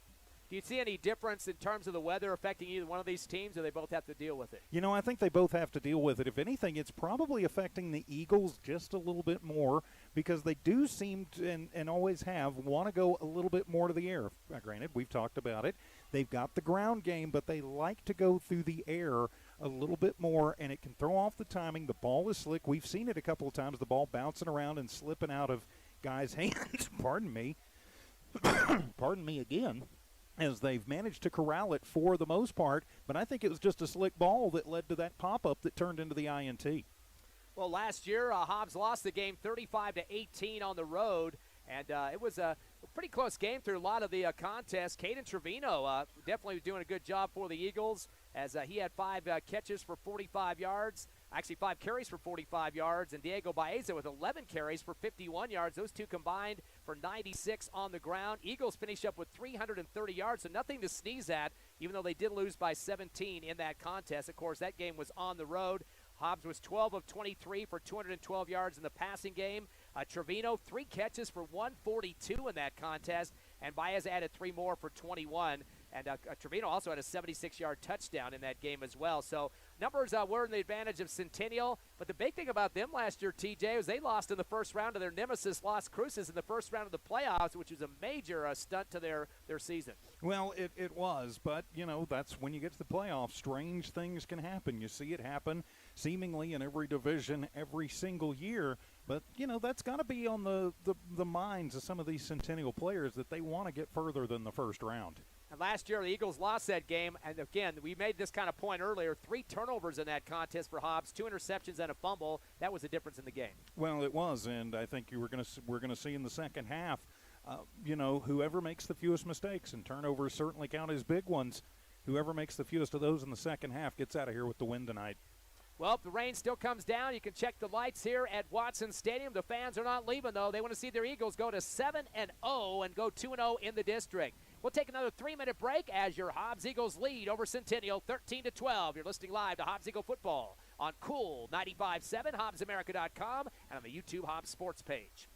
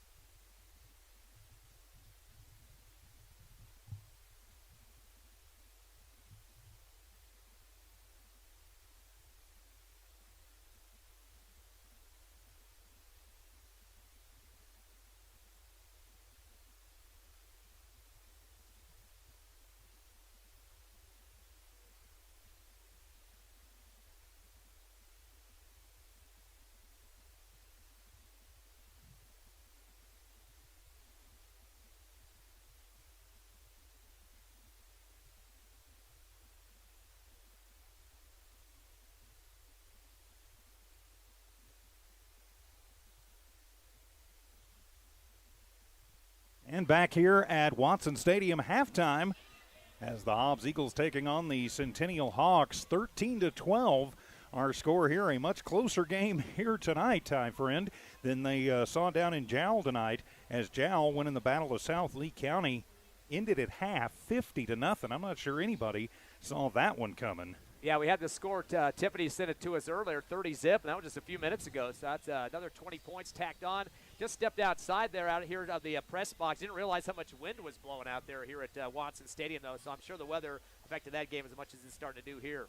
Well, I'm sure it did. Of course, weather, as long as we don't get any lightning, we can play. But it looks like the rain is coming down. Maybe not just completely dumping, but it is windy, and the rain is still falling. Of course, other teams not in action tonight. Lovington with the bye week. Tatum's got a big game against Dulce tomorrow. Well, they do, and actually I'll be filling in on that one for Alan Scott with the St. Helena Family Fair going on.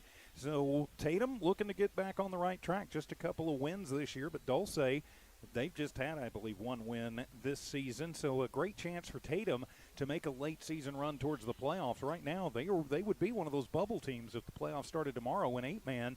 So defending 8-man state champions, in a little bit of trouble and needing some wins coming down the stretch. I was talking to Coach Satterwhite the other night and kind of talking to him about his road trip schedule. Boy, what craziness have they had. Yeah. They're going to Southwest New Mexico twice, going up to Albuquerque, and a couple other road trips on top of that. I remember they were in the mountains down there near Socorro. I mean, it just seems like every week they've been on the road. I'm sure broken odometers by now. Well, I think so. I mean, they've only had one home game up till this week, and that was a big one against Alamo Pine. But so, I'm sure they're ready for a little bit of home cooking for Tatum. We'll have that game for you tomorrow on the Tatum Sports YouTube channel and HobbsAmerica.com. A 2 o'clock start time for that one tomorrow night. Yeah, going back to that Eunice-Jowl matchup, too, I mean, that game has been hyped up for the last couple of weeks. Number 1 versus number 2, and potential state championship teams possibly going at it against each other. But, hey, season far from over for both of those teams. Well, it certainly is. One thing I can say is Jowl is going to be awful hard to beat. They've got that 1-2 punch. I got to see them earlier this year while, a couple of times earlier this season. But, when you've got Lujan and you've got Catillon, their quarterback and their running back, not many teams are going to be able to stop them. These are two kids who could probably start at those positions or similar positions, definitely at the running back position. I'd say for probably any 6A team in the state, they're a handful. Of course, that Carry-On, his older brother, was redshirted for Boise State, but he did get against UTEP about a week or so ago. So, yeah, Roger. Yeah, so definitely it's a pretty cool situation. All those three brothers that have played on that team over the last couple of years, definitely is something to look at for Lee County football. But right now, Hobbs Eagles kind of putting a big exclamation point on this season, TJ. I mean, this is the first 6-0 record they've had since, I believe, 2000. Yeah, it has been quite a while for the Hobbs Eagles, and I know a lot of people have been looking forward to that and waiting for it. There's been some seasons where you've just felt them kind of like they were stuck in neutral, where they had the talent, but something would always come up and just kind of get in their way a little bit and keep them from getting that undefeated season or to keep them from making a deep run in the playoffs. I mean, it was a long time between playoff wins for the Eagles. Matter of fact, you and I called the first win in something like 20 years up in Rio Rancho, but that's been, about 14, 15 years ago now. But, the Eagles have got the talent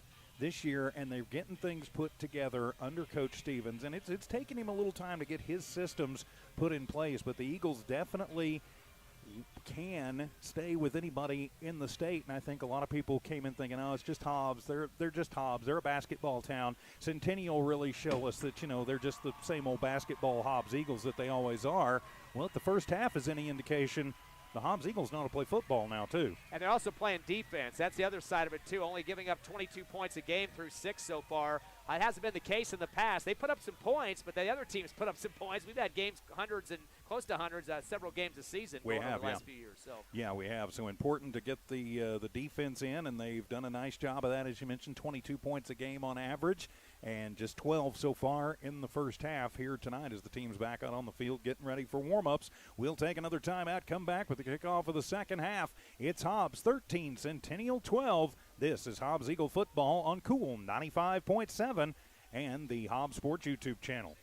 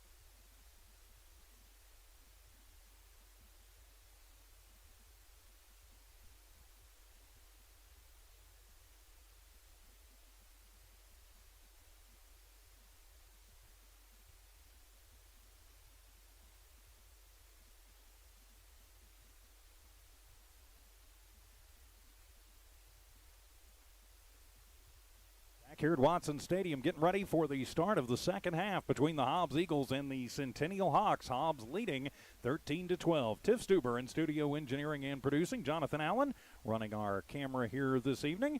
I'm TJ Miracle, and as we get ready for the start of the second half, here's the voice of the Hobbs Eagles, Ty Friend.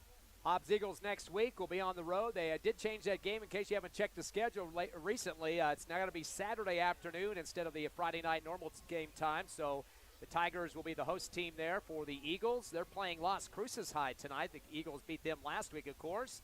So we'll be anxious to see how Alamogordo is going to show against the Eagles. They've only got wins against Valencia, Gadsden, and Capital, so kind of a weak schedule there to start the season. They're sitting at 3-3. Also lost one so far in district last week to Carlsbad, 47-37. So did put up 37 points against the Cavemen, but the Blue and White get the win in that one. So wait to see how that game will go next week. Alamogordo losing games to Los Lunas, El Paso, one of the Paso schools, and, of course, Carlsbad last week. Eagles get ready to kick off here, the black and gold to the white, red, and black. Again, both teams 1-0 in district. One loss for the Centennial squad this season and 0 for the Hobbs Eagles. As we get ready for the kickoff from the 40-yard line, here it goes.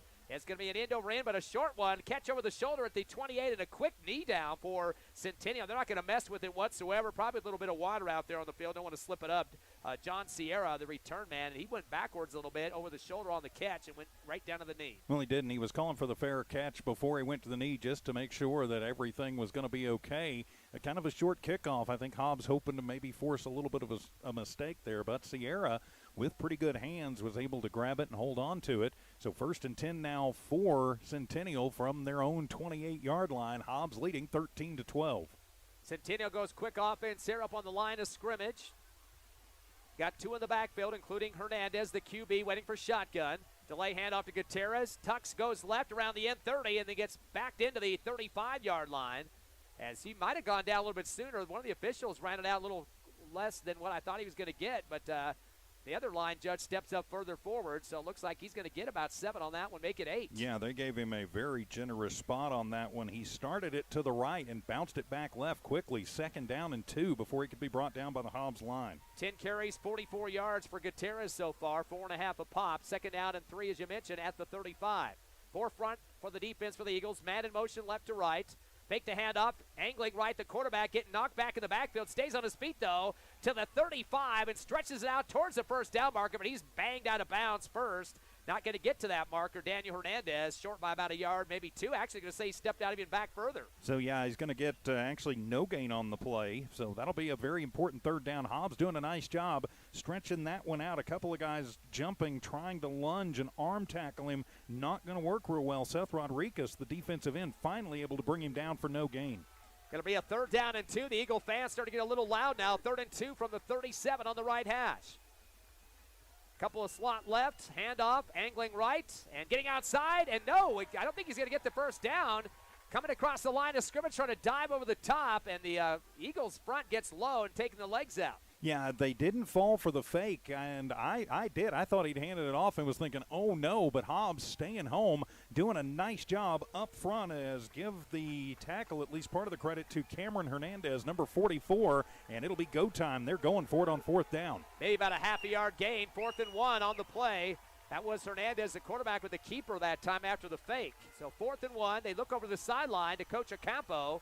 Got 2 receivers left, bunched up near the line. Back to a shotgun goes Hernandez. Crowd's getting loud here at Watson. Good snap. Head off around the left end of the 40. Banging through 2 defenders. Breaking a tackle. 50, 45, 40. Left sideline. 30, 25, 20, 15, 10. 1 to beat. 5 and a touchdown.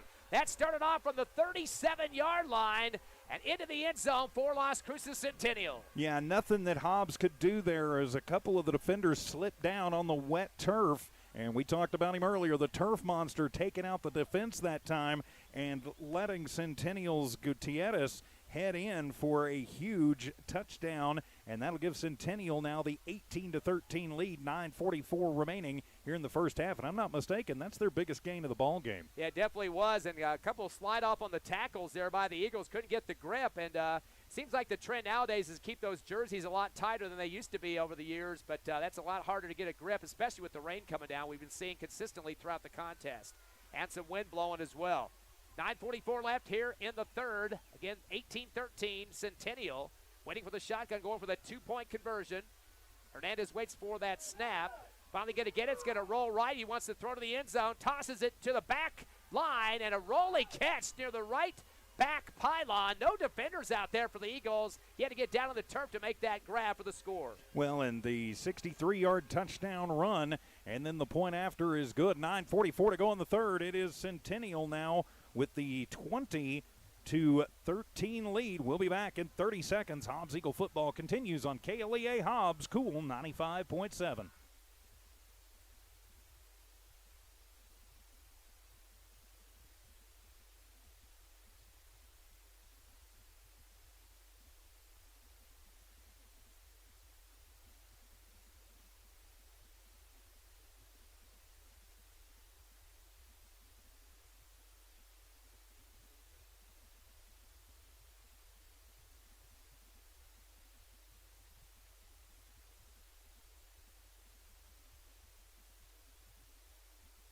A 72-yard drive culminates in a long touchdown run for Gutierrez. The two-point conversion is good, and with 9:44 remaining third quarter, Centennial 20, Hobbs 13. I'm TJ Miracle, and with the kickoff, the voice of the Eagles, Ty Friend. Quick reload. The kick coming now off the foot of Omar Chavez. Keeps it low, catches the 30, brought to the near sideline 35, and straddled out of bounds after a very short return, about 5 or so for the Hobbs Eagles.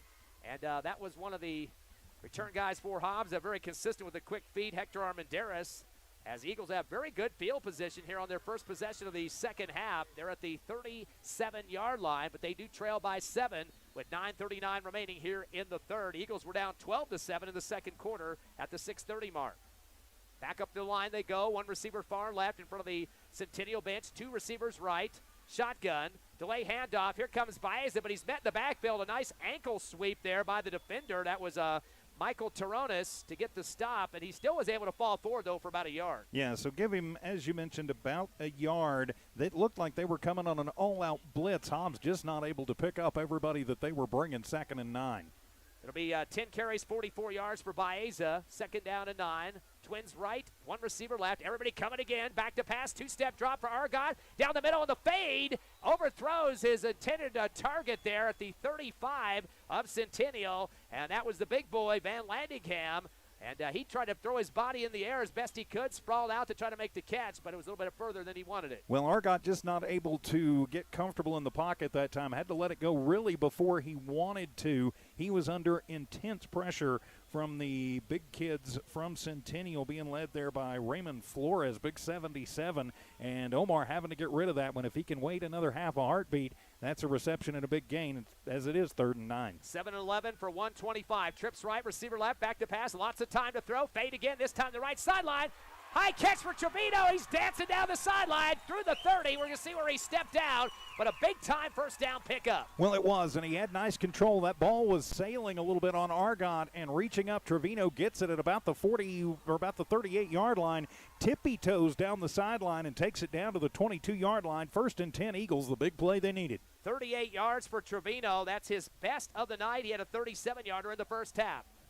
9 first downs to go with the handoff around the right side and taking guys on his head and his shoulders and a bunch of other people on top of every other body part and angle to the right sideline for a couple-yard gain. That will be Baeza. Well, Baeza just banging through there and going forward, hanging on for dear life was Jorge Rueda. But I like that he got a pretty good little block, and if you can get 2-3 yards at a time, that's a good thing. 2nd and 7 officially. That'll be, let's see, they're going to mark at the 19-yard line. 10 carries, making 11 carries for 48 yards for Baeza at the 20-yard line on the hash, right side. Shotgun, quarterback keeper getting bounced around, trying to throw his body forward, and he didn't have much room at all to go with it that time, was Argot. He goes down quickly. He's trying to fall forward. He might have even lost half a yard. Yeah, I think that may have been a blown play as the snap was just a little bit high, and Omar reacting to it and realizing that play was going to rely on timing, and the timing was busted, so he just had to do what he could. He loses a yard, and now it'll be 3rd down and 10. 3rd and 7, though, actually, from the 20. 3rd and 8, sorry, from the 20.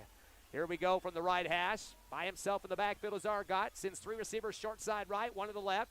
Two-step drop, but the whistle going to stop action. Might need some movement here. at the line of scrimmage. And I think Coach Stevens actually got a timeout right before. Actually, they were pointing at Centennial, I thought, the far line judge. But anyway, it'll be a regardless. We got the clock down to 7:43 left, third quarter, as your Eagles trail 20-13, but knocking at the door. We'll take a quick 30-second break and come back on the Hobbs Eagle Network.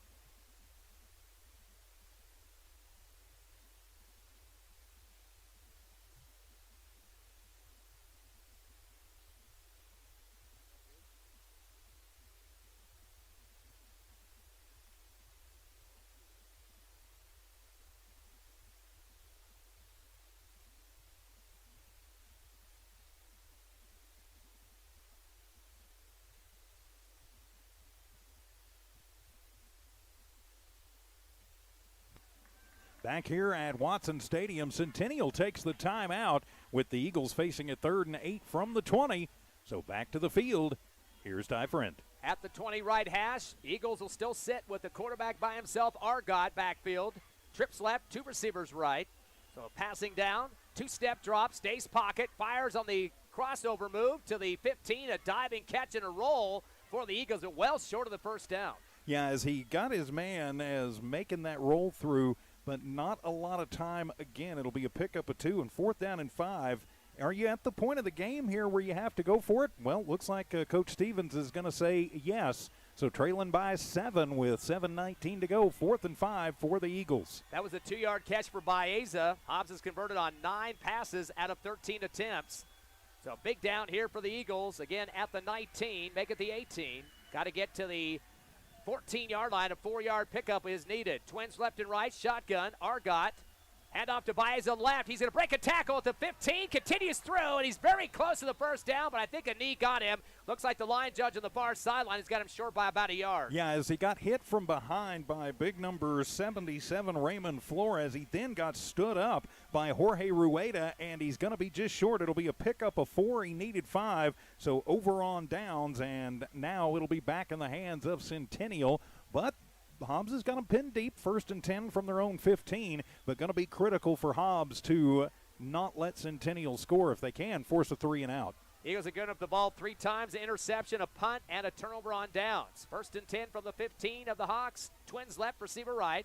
Shotgun Hernandez on the reverse to the right side to the 15 on the flip, 20, 25, and run out of bounds. And boy, the kid gets flipped up into the air as he heads to the sideline on top of his teammates on the bench. Yeah, misdirection play there, and that allowed Hernandez to go around and to take it off. Hobbs with good pursuit again, but Hernandez finding that other gear, getting it to the 20, mark it at the 25-yard line, 1st and 10 after the 10-yard gain.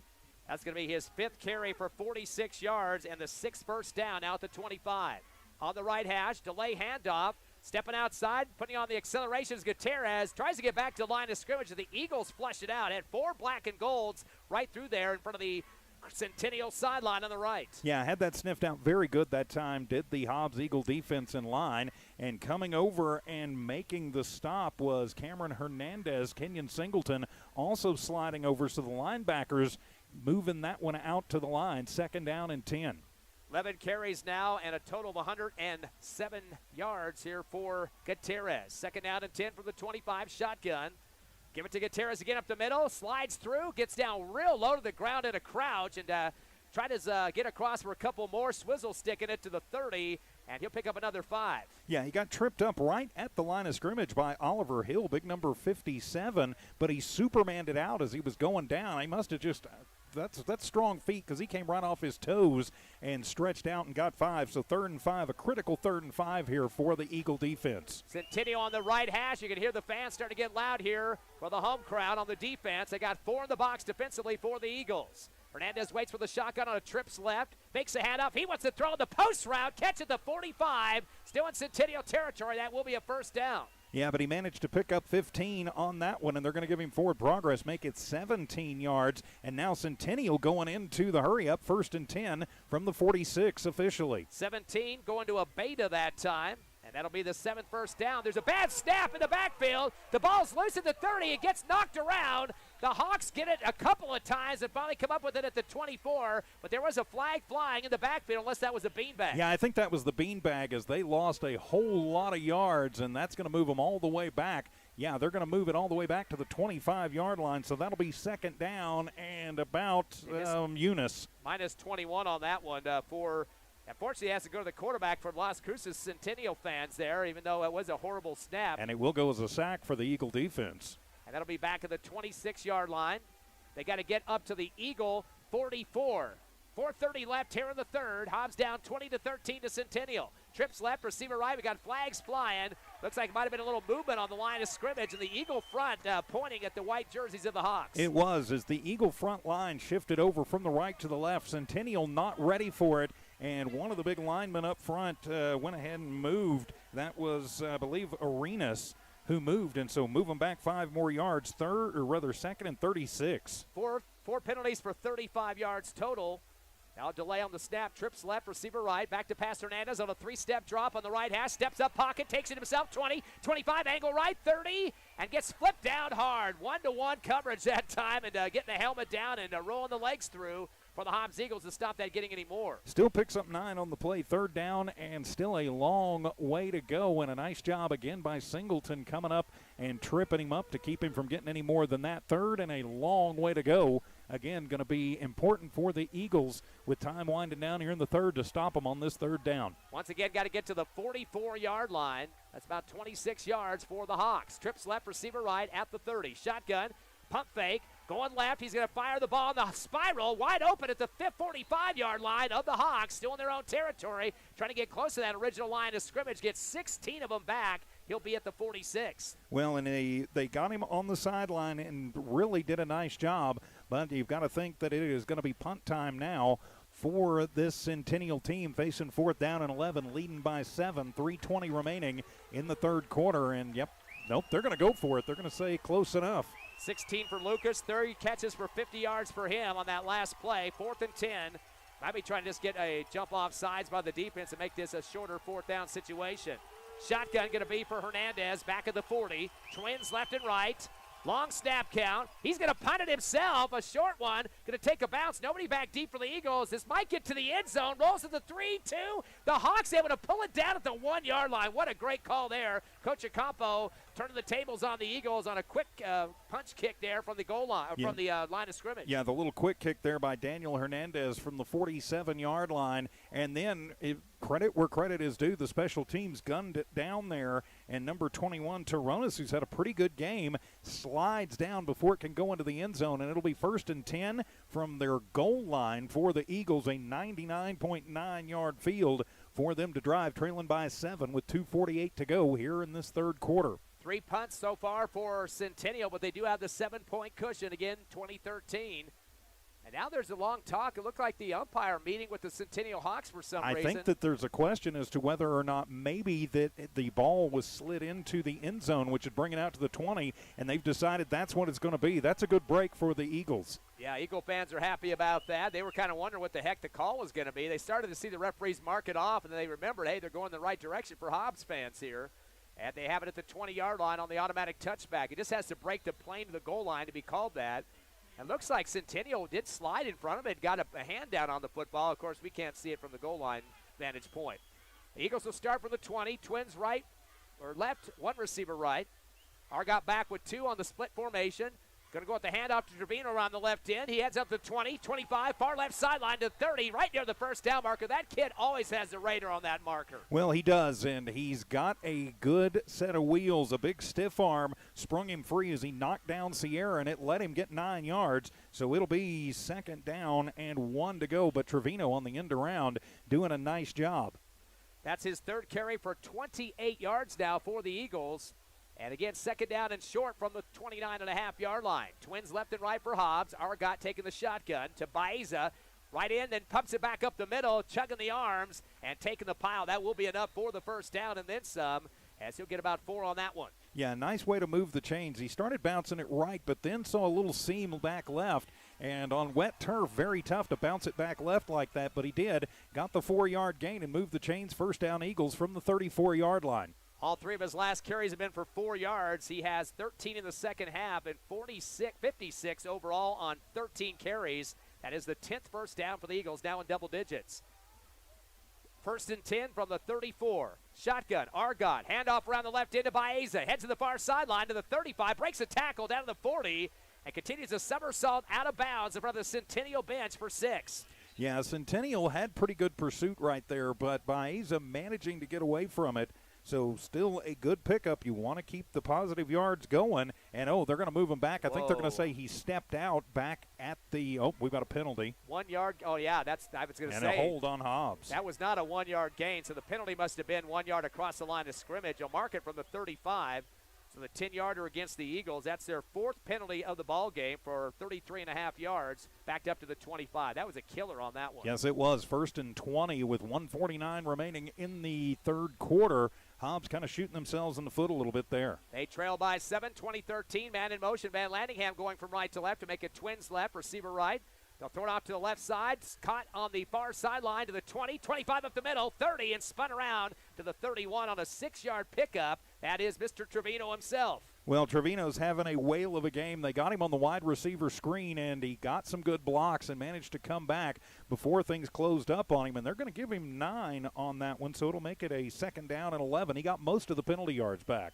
He's got 2 catches for 47 yards here in the second half. He had 70 in the first half, so 117 overall on 6 catches. He had a 38-yarder, a 37-yarder, and a 21-yarder. This kid always goes for the big stuff. That was the 10th reception for the Eagles here in the ball game. And a 2nd down and 12 now for Hobbs at their own 31 in the middle. Shotgun Argot spins the ball in his hands, throws the out route, coming back for it to 40, and a diving catch made on that one for 7. Far left sideline. Might have been Van Landingham one more time. It was Van Landingham that got the catch on that one. He managed to just settle in front of a little bit of soft press coverage for Centennial. So 3rd and a manageable 4, but you've got to get the first down. Going to give the handoff to Baeza. Heads outside left, 45, 50, into Centennial territory at the 47-yard line. That will move the chains once again. About 14 there for the little running back that could. Yeah, did a nice job on that as they're going to spot him at the 47-yard line. So a 13-yard pickup officially, but it moves the chains. Under 30 seconds to go in the fourth quarter. This turning into a long drive for the Eagles, trailing 20-13. First and 10 from the Centennial 47-yard line on the left hash. That was the 11th first down for the Eagles and 7 total for Centennial. Kind of like the pace of this game, though. It has been. It has moved rather quickly, to be sure. And the weather really hasn't bogged it down too much. Looks like the rain has stopped somewhat. We saw some at halftime in the stadium lights here at Watson Stadium. We have a delay on the field, and they're going to let the clock run out. So Hobbs wants to kind of get refreshed, talk about it with Coach Stevens. They do trail by 7, though, to Centennial, 20-13. One of these teams will have 1 loss. One will be undefeated in district. We're coming back for the finale in 60 seconds on the Hobbs Eagle Network.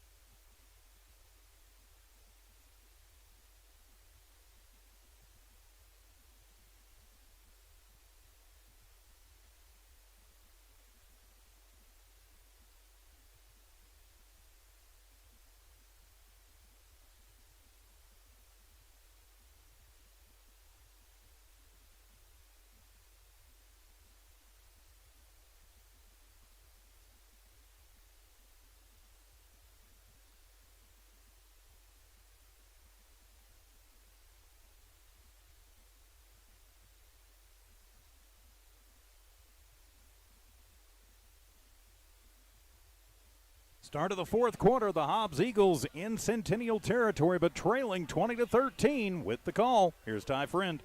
Eagles back on the field, ready to go at the 47 left hash. Man in motion is Van Landingham going to the left side. 2-step drop for Argot out of the shotgun. He wants to fire fade route, far left sideline. Overthrows Van Landingham. Got a little bump on the play that time. Shoulder pad to shoulder pad by David Ortiz. Yeah, it's Beasley actually, 15 is Beasley, I think. Or it may be. I probably wrote it down wrong. But, yeah, it looked like Ortiz had bumped him, but great protection up front on that line as the Eagles gave Argot all kinds of time. Just a little bit of an overthrow. Yeah, he's done a great job of just keeping his footing. Hasn't hurried any throws so far. A few of the shots earlier were a little long, but still gave some chance for the receiver to get underneath it. 2nd down and 10 now from the 47 of the Hawks. Eagles down by 7 on the left hash. Trips left, receiver right, give the handoff to Baez. It puts on the brakes for a second, then extends ahead forward again and gets down to the 44-yard line. Will be another 3 yards for the Hobbs Eagle cause. Yeah, you'll take that, but now it's going to be critical. You're in 4-down territory with 3rd down and 7. You'd like to go ahead and get the first here and give yourself a whole other set of downs without so much pressure on a 4th down. So far, 73 rushing yards for Baeza, a total of 15 carries in this. As we get into the 4th quarter, he's by far the leader in rushing. Trevino has 19 on the ground and 28, or Argot has 19 on the ground, 28 for Trevino. 3rd down and 7 for the Eagles at the 44 of the Hawks. 3-step drop out of the shotgun, going to fire the out route. It looked like Van Lanningham got held up for just a second, couldn't get out to the sideline to make the catch. It might have got hooked a little bit by the cornerback. Yeah, I think he did. I think Jaden Davis got ahead, and I think you're right, may have hooked him a little bit. Would have been a dangerous throw. Cole Runyon also in the neighborhood. It looked like maybe he was going to try and thread the needle, but it's 4th down, and you're in go territory here late in the ball game, just underway in the 4th quarter, but you're trailing by 7, so you got to go for it here, I think, and they will. A lot of their plays coming to the Hobbs Eagle left sideline, too. They want to keep away from the opponent on that far right. So 4th down and 8 from the 44 of the Hawks on the left hash, the Eagles. 3-step drop again for Argot. Steps up the pocket, throws the post route, overthrows his receiver at the Eagle 20. That was Hawkes leaping in the air, trying to flick his fingers up there to pull it down, but that was a hot shot. It went low to high. No chance to come down with that one. Yeah, Hawkes has had a pretty quiet night and just a little bit too much mustard on that one. Sails it on him a little bit. So give it back to Las Cruces Centennial. Now it's going to be critical for the Eagle defense to step up. The way this one's been going, if you let Centennial get up by 2, I'm not sure you've got time to come back. So critical set of downs right now. On the right hash, 1st and 10 for the Hawks, who trail or lead by 7, 20-13, 11-13 remaining. 4 in the box for the Eagles. Delay handoff. Gutierrez. No. Fake by Hernandez. He heads left out the middle to the 50. Ramming into people, moving the black and gold backwards to the 45, still pushing the pile. He's got a 1st down. The referees will let it go for a little bit, but he's going to get the 1st and then some. Looks like about 13 yards. Yeah, 13 yards as it became a rugby scrum is coming out from the bottom of that pile. First contact made by Isaiah Jackson, but Jackson just having to hold on for dear life, and then it became a rugby contest, and in that case, looks like Centennial won it, and they're inside Hobbs territory, 1st and 10. 9 carries, 63 yards for Hernandez, the quarterback. 8 first downs now for the Hawks as they'll take the shotgun snap. Another delay handoff to Gutierrez, heading outside, cuts it back into the left hash and diving forward, a flag at the 40-yard line, and not in a good spot for the Hawks, you could tell on that one. Yeah, we've got a big hold on the line over there as it looked like Laura just grabbed on and was holding on for dear life, one of the Hobbs linemen, and I want to say actually one of the linebackers, Cameron Hernandez. So that'll be a hold, and it'll be 1st down and 20. This one's coming back. That's the 4th. They're making the 5th penalty so far for 45 yards for Centennial.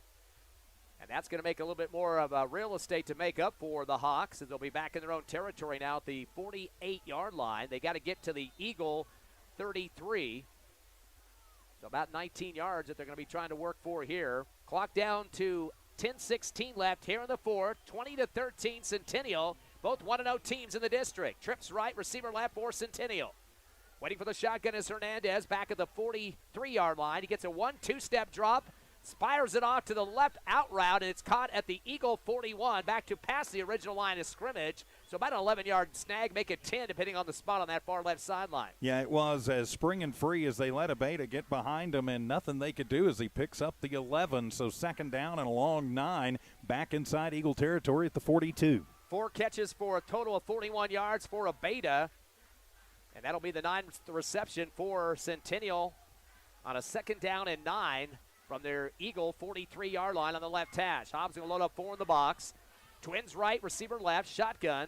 Gutierrez back with Hernandez. He's going to run right, flicks it on the reverse to the left side, heading to the left hash, 40, 35, far sideline, 30, 25, 20, and continues to get bumped out of bounds at the 15. That was a new runner in there, and that was Lucas. Yeah, Jordan Lucas on the reverse And that was a true reverse because the ball changed direction 2 times. If Jordan Chisholm doesn't stay home on that one, it is a touchdown as it is. It's about a 23-yard gain and a first down for these Centennial Hawks, and they will be inside the Hobbs red zone. Spot them at the 16 officially. 9 first downs for Centennial.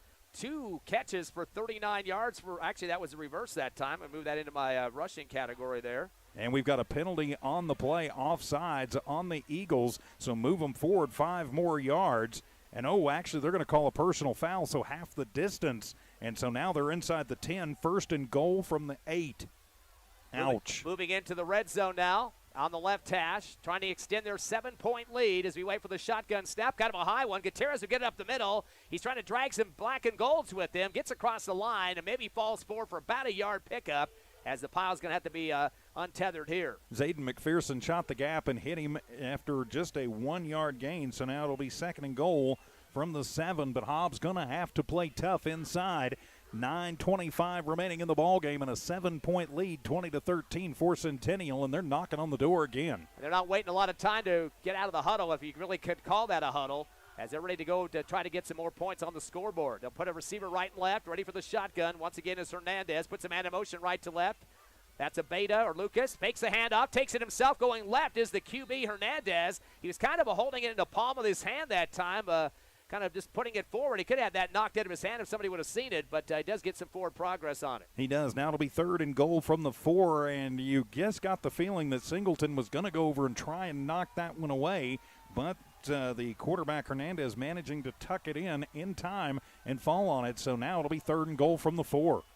Jumbo package is in for sure for the Hawks. You're going to expect to see the Eagles bunching it up on that line of scrimmage. You'll have a single setback with a slot right near the line of scrimmage. Fake the pitch right, heading left. There goes the quarterback untouched in the end zone. A 4-yard run for the TD as the QB Hernandez gets his 3rd TD of the game, the first one in the second half. Now the point after to come, but Hobbs with not a lot of time. They're going to have to find a new offensive gear, trailing now by 13 points. 2 scores, 26-13 with the point after to come and under 8.5 to play. Of course, the Hawks had a whole week of extra practice. They had a bye week last week after beating Oregon Mountain. Here's the kick, up, and the kick is good. Doesn't have a lot of distance through a lot of these kicks that we've seen so far for Centennial, but enough on that one. So a 14-point Hawks lead, 27-13 over your Hobbs Eagles. The battle of the birds continues. 8:24 left in the fourth. Come back with us in half a minute.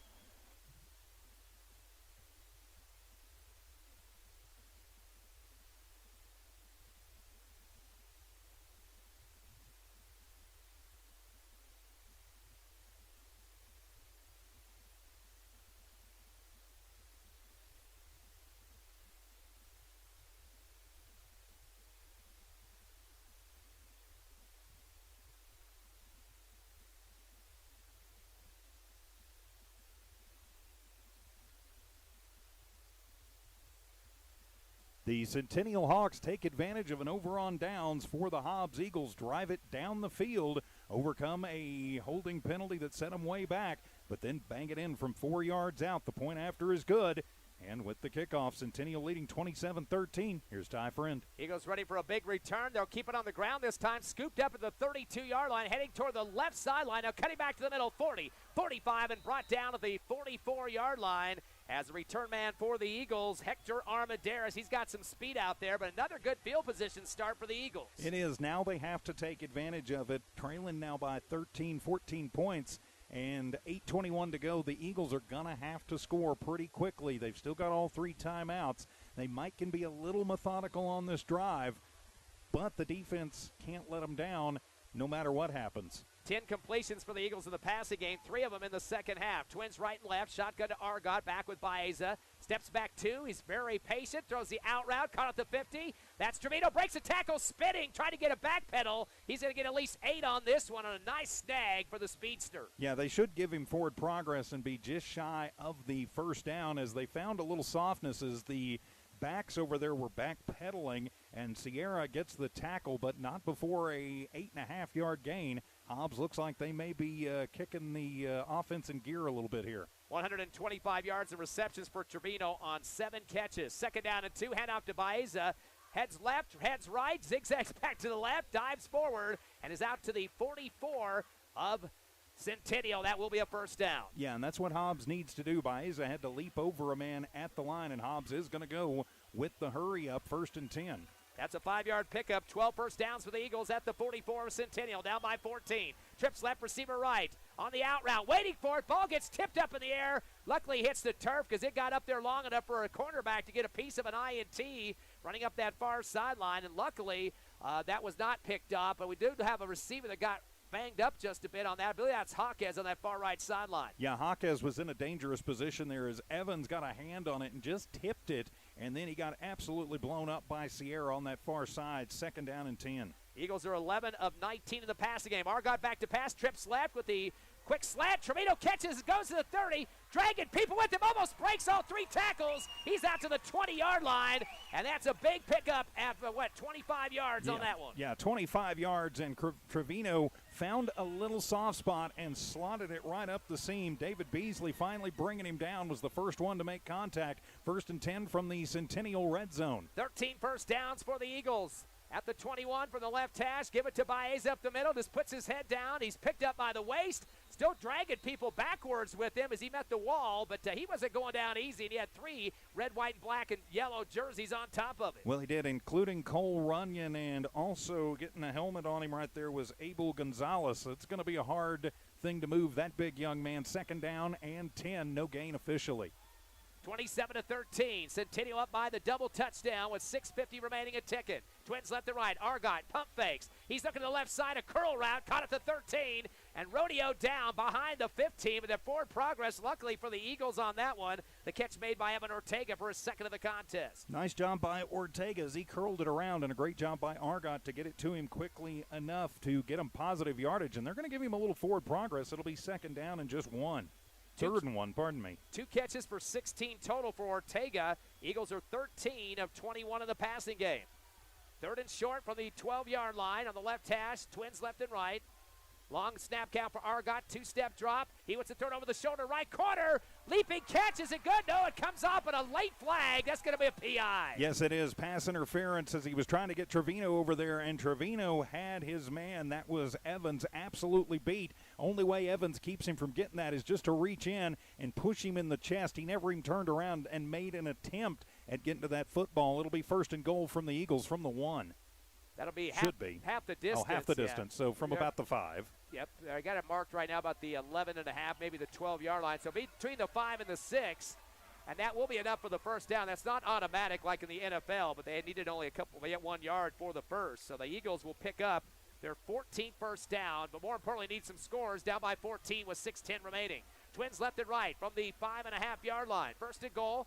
Argot going to hand off around the left end to Baeza, making Trevino. Breaks a tackle from the shirt behind him and dives into the end zone right inside the left pylon. Gets his arms up in the air, trying to get the fans fired up. This Eagle team wants to get back in it. Trevino did a nice job. He caught it and swept it out and really just outran the edge rushers that had dropped back a little bit. Normally would be the edge rushers, including Aguilar, who was the closest man to him, and got him right at the goal line. But Trevino having a whale of a ball game. Hobbs trying to cut this down to just a 7-point lead. Looks like they will go for just the regular PAT. First rushing touchdown for Trevino. He had a pass reception earlier in the ball game for 21 yards. The kick is up, and it is good. 6:04 remaining. This game ain't over yet here at Watson Stadium. The battle of the birds continues. Centennial 27, your Hobbs Eagles 20. Back in 30 seconds on Cool 95.7, HobbsAmerica.com, and YouTube, the Hobbs Sports page.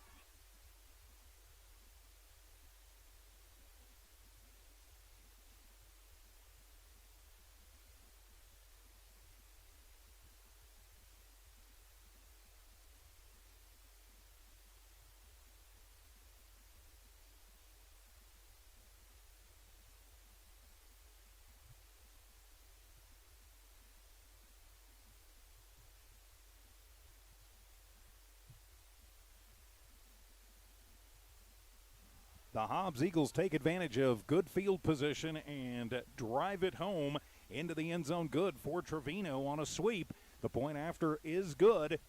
And with 6:04 remaining in the ball game, Hobbs has cut it down to a 27-20 Centennial lead. I'm TJ Miracle, and with the kickoff here on KLEA Hobbs, Ty Friend. The much-awaited game here in the state of New Mexico. Number 3, Centennial. Number 4, the Eagles at Watson Stadium. As getting ready for the kickoff, here they go. Trying to get this ball back. They're going to kick that Boomer going towards the end zone. And this will get across by about a yard and then continues to roll. So it'll be an automatic touchback. Nice booming kick there for the Eagles. And you hear Chacon. That was the first one we've seen with that much distance. They don't want to give any more field work here for Centennial, but there's 6:04 remaining, and what are we looking for on the defense, do you think, TJ? Well, if you're the defense, you pretty much know at this point what's going to happen. They're going to hand it off to Gutierrez. They're going to keep it in the hands of Hernandez. They're probably not going to put the ball in the air, at least not much. So concentrate on stopping Hernandez, but especially Gutierrez. Don't let him break a big one. And if you can, force a turnover or a 3-and-out. You'll take either at this point. Gutierrez over 100 yards rushing in this game. 1st and 10 from the 20 for the Hawks. Twins right, receiver going in motion left to right. Hand the ball up the middle to Gutierrez. He's met at the line of scrimmage, wrapped up quickly, goes down hard. He's going to get lucky to get back to the 20. Yeah, they're going to give him right back to the line, but the Hobbs Eagles, again, doing a nice job seeing that one, sensing that one, and closing that down over on that right side of things. Nice job for the Hobbs line. And number 54, Andre Alvarado's had a whale of a ball game up front for Hobbs. Boy, they gave him forward progress. Looks like half a yard. He didn't look like he made it back to the point of the first stick there. Shotgun, fake the pitch right, going left is Hernandez, heading to the 25, 30, breaks the tackle, 35, 40, and that's not what you want to see this late. That's going to be about a 21-yard pickup for the QB. Yeah, he's going to pick up 20, and it was the turf monster again. It must be a little slick over there. Hobbs falling down before in chase mode. Finally getting to him was Kenyon Singleton to trap him up. And a hurry-up offense for Centennial. They're not going to waste time. 1st and 10 from the 40 after the 10th first down. Back to Gutierrez. He gets tripped up heading down the left hash, and he'll fall forward with about a 5-yard pickup. Yeah, 5 yards as Centennial just going to keep running it right down the guts of Hobbs. 5 minutes to go in the ball game, 27-20. Centennial is thinking if they can score on this drive, no matter what happens, they will salt this one away. Hobbs at some point is going to have to start thinking about turnover. Yeah, Coach Ocampo is no slouch. He's going to keep his team firing forward. 2nd and 5 from the 45. Fake the pitch, go left again, goes Hernandez. Met at the knees, breaks a tackle, hurdles it, goes to the 50 midfield, and is near that first down marker on the far left sideline in front of Centennial's bench. I think he's going to have the first down, but C.J. Romero, oh so close to getting him. It looked like he had him. I don't know how he got away from that. Somehow pulled free and managed to go forward and should have enough right at midfield for the first down. And we're still waiting. They're talking about it. I don't see any laundry on the field.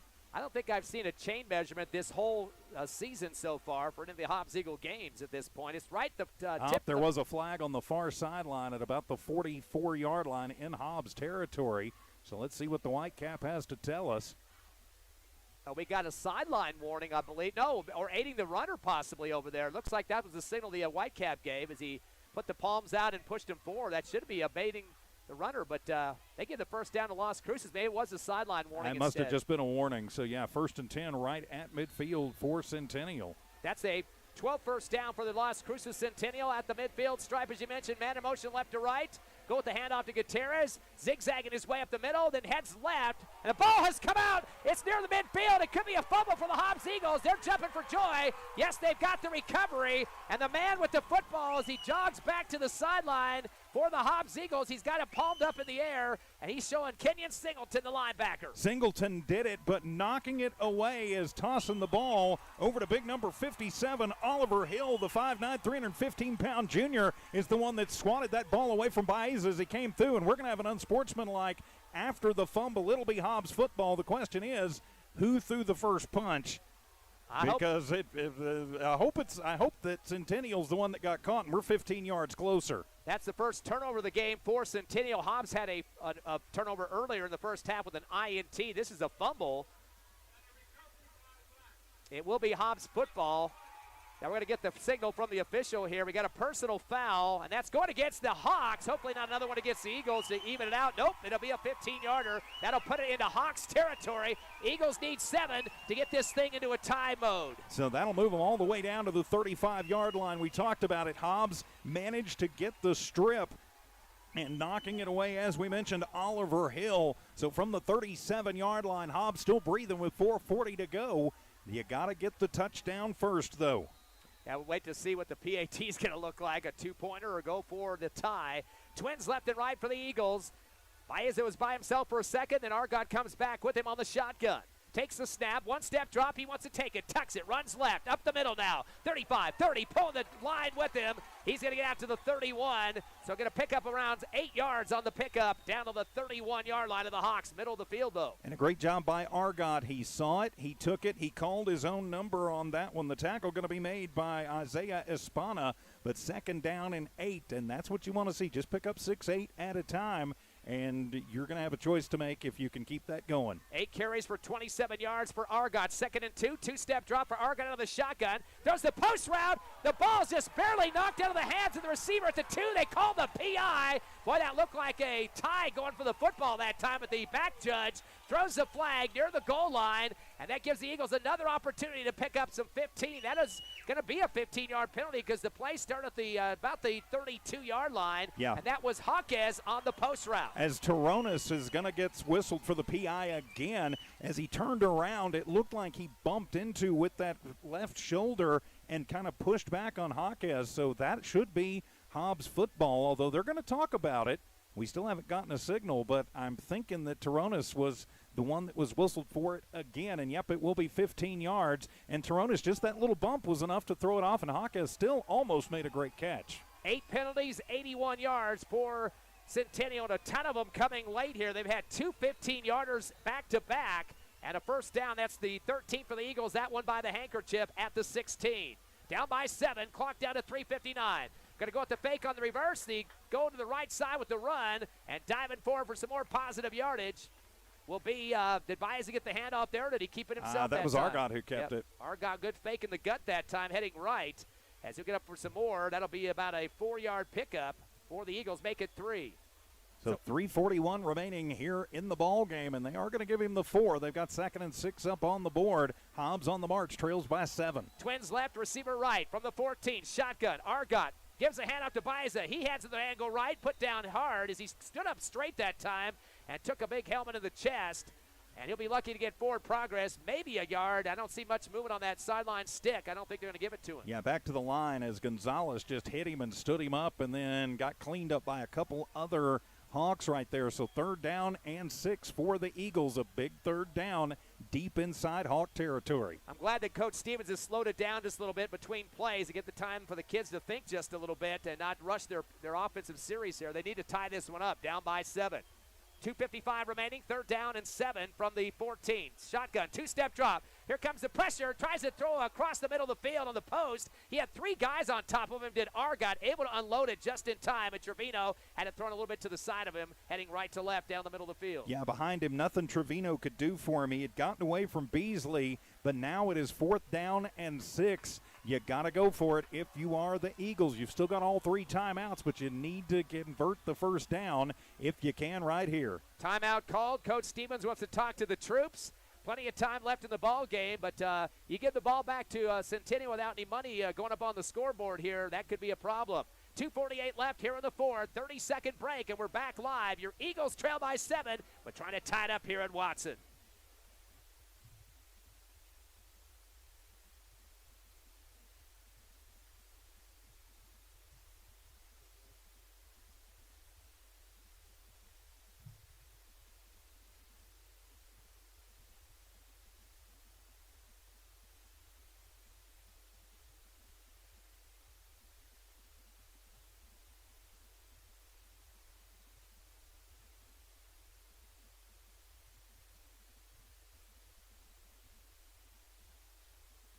The Hobbs Eagles call a timeout facing a 4th down and 6 deep in Centennial territory. 2:48 remaining in the ball game. Centennial 27, Hobbs 20. I'm TJ Miracle, and with the 4th down call, the Eagles need to convert. Here's Ty Friend. Kind of wonder if Trevino will be the man they go to here. He's already had 7 catches, 150 yards, and a couple of touchdowns. Baeza has yet to score in this game. He'd love to get in the end zone, too. Here we go with the snap for the Eagles on the shotgun. Argot back behind his center. 3-step drop at the 20. Fires it to the middle of the end zone on the post route. He got hit as he threw it. It goes shy low to Hawkes near the back of the end zone. Incomplete. The Eagles got to bring their defense out for a big stop. Well, and that's what it's going to take as Baeza got blown up in the backfield. Nothing he could do really to protect Argot. Somehow Omar got it away, but it sailed on him. Nobody in the backfield. I think some of the Hobbs faithful and some of the Hobbs folks down on the sideline wanting the roughing the passer call, not going to get it. It looked like a clean hit just as he let it fly. So now 2 timeouts left. They didn't take any time off the clock, but so 2:48 to go. We'll take it. I mean, the clock is not our friend at this point, so going to be up for the defense again. 13-yard line is where the Hawks will be at, and they'll have a big line right here. Just 2 in the backfield. The handoff going up the middle. Gutierrez breaks through and gets to the 20, so he picks up a big 8 on that one.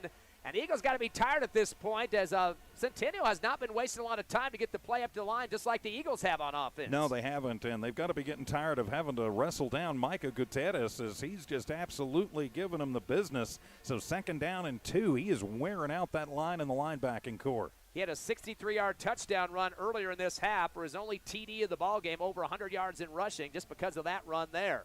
2nd and 2 from the 20. Clock down to 2:13 remaining. Hobbs trailing by 7, 27-20 to Centennial. Man in motion from left to right. He'll line up on the line, fake the handoff. Hernandez heads out left, puts his head down, and goes down quickly at the 22. He looks like he might have enough for the first down on the forward progress. Yeah, I think it's going to depend on the spot. I don't think he got it because he was going sideways. It'll be very close, and it looks like maybe they're going to measure it, but Hobbs is going to go ahead and take the timeout, and he's going to get a yard, so it'll be 3rd down and 1 out of the timeout. Good job by the Hobbs line to keep him from getting that first. I'd like to thank our Hobbs Eagle football sponsors this season, including Lee County State Bank, Hobbs Rental, Forest Tire, Hobbs Express, Robinson & Associates, Thriftway Grocery, First American Bank of Hobbs, Lasco Construction, Eunice Pump and Supply. Also, it's the NMR Pipeline, Rent-A-Center, and Devon Energy. And without those folks with us tonight, this game will not be brought to you by No Mark Broadcasting, an exciting contest at Watson. Your Eagles trail by 7. Well, it has been an exciting one, and right now they are going to measure this one out of the timeout. I think actually that the coaching staff on the other side, they're going to be about 3 lengths short. So if you are the defensive staff and the defense for the Hobbs Eagles, you've got to dial something up here on 3rd down and less than a yard to go to force this into 4th down territory. Now you've got 1 timeout left. At some point, I think you're going to have to bring it all and make a gamble for the backfield or hope you can get another knockaway. Oh, that was a mess right there. The official just barely signaled the timeout. Hobbs did not even have to take that because they had to do the measurement. So that's a major mess right there. They just burned that timeout. For that whole measurement, it took probably 2 minutes to take care of that. Hobbs could have been on their sideline talking with nothing coming off the board, but now they're down to 1, as you mentioned. Very tough one on this. 3rd and short, less than a yard to go from the 23. Eagles going to put about 7 in the box here. And they got a rush coming. Fake the pitch right, go left as Hernandez, the quarterback, gets his head down, diving across the 25. You need to get to about the 24-yard line, and he's definitely going to be enough for the first down by about 2. Yeah, dove forward. Hobbs took the chance and brought 9. And the little fake pitch, and just able to get around and move forward was Hernandez. But we've got a personal foul face mask on the Eagles, so that's going to tack 15 more onto the end of it. That is a bad penalty with under 2 minutes to play in the ball game, 1:47 to go, and a 27-20 deficit. 1 timeout left. Hobbs has to strip the ball away because Centennial's just going to keep it on the ground. And if they move it into Hobbs territory, they probably don't even want to have to punt it. They'll just go on a 4th down if it need be to get that clock to continue to run with that 1 timeout remaining. So that's a big having to burn that timeout during the measurement. I'm not sure if the Hobbs Eagles staff knew that they were going to do a measurement. That might have been part of the problem there. 1st and 10 off the total of 14 first downs for the Hawks at their own 41. They lead by 7 over the Eagles. Man in motion left to right. Puts on the brakes and heads back to the left side, does the receiver. So they got a single receiver left and right. Eagles will load up 6 in the box, make it 5 now for the black and gold defensive front. Long snap count here, down to 7 on the field clock. Man in motion again, hand off to Gutierrez, up the gut, breaks tackles, 45. Another tackle, 45 of the Eagles, and rolled down at the 41-yard line as he'll get about 18. Yeah, he came through and he knocked a couple of Eagles over. Finally, Centennial managed to trip him up as he was going down, but Gutierrez was just an absolute beast on that one, and Hobbs will take its 3rd and final time out with 1:08 to go. Hobbs has pretty much got to get a strip on this next play, actually with no timeouts left and 4 downs. they can just kneel this one and go into victory formation, looks like, Ty, if my math is right. Yeah, definitely a very consistent ball movement by Las Cruces Centennial. 15 first downs after that last one there. I think that burn timeout is going to hurt Hobbs here in the end. I'm not sure, again, as the coaching staff really knew that was going to be a measurement, because it didn't look like they were really going to go to that. And then all of a sudden, you see the chains coming out. And Eagles had already run to the sideline talking to their coach. And then the referee calls a timeout after the measurement. Eagles had already used it up. They're ready to play, so kind of some confusion out there. But, again, consistent ball movement, that's what's going to cost this game towards the end. But very competitive contest between these two teams vying for the 2-0 record in district. Yeah, one big play, the 63-yarder for Gutierrez, and one turnover that turned into a score for Centennial. That's really the difference in the ball game. First down and 10 for the Hawks at the Eagle 42-yard line. No timeouts remaining, so a couple of kneel downs for the Centennial should put this one in the books. And Coach Ocampo has the whole squad looking to the sideline now to make sure they're going to get the right call if they want, not make any mistakes. They get everybody bunched up in the winning mode here to put this one in the books. They'll kneel down behind the line of scrimmage, does Hernandez. He'll drop 2, and he'll have to do about 1 or 2 more plays to finish this game up. Yeah, with 36 seconds on the play clock, just under a minute on the game clock. One more kneel down should do it if they run this one pretty much all the way down. And so the Eagles going to fall to 6-1 on the season, but still an exciting ball game. I'd like to see what happens in this one if maybe the weather's a little better, but something tells me we may get another shot at them. Another victory formation here, another kneel down, 2-yard loss once again. Is he going to take this negative yardage to try to get the W in the scorebook here? And that's all he is going to need. That will do it, as the play clock with 33 seconds, the game clock with 29 seconds on it, and Centennial is going to get the victory tonight, Ty. Yep, after a bye week, you got an extra week of practice preparing for the Hobbs Eagles. And, of course, next week, Alamogordo, kind of a drop-down game in terms of impact. That team is 3-3 on the season, playing Las Cruces tonight. And we got the victory line going here, the handshakes, and looks like some very good sportsmanship. The Eagles knew this was a hard-fought game. They're not holding their heads down. That's what I like to see from this squad. One loss is not going to put this season in the loss column for the rest of it. No, it's certainly not, and there is still a lot of time to play. And something tells me, again, we could see this Centennial team again down the line in the playoffs. 27-20 your final, as the win puts the Eagles to 6-1 on the loss, I should say, and the Centennial Hawks get their 5th win of the season. So these two teams, a very exciting ball game. Weather wasn't great to start, but it kind of mellowed out as we went along. And it's been a good one here at Watson. We're going to take a 3-minute break, come back with the Hobbs Eagle postgame show live on Cool 95.7, HobbsAmerica.com, and on YouTube, the Hobbs Sports page.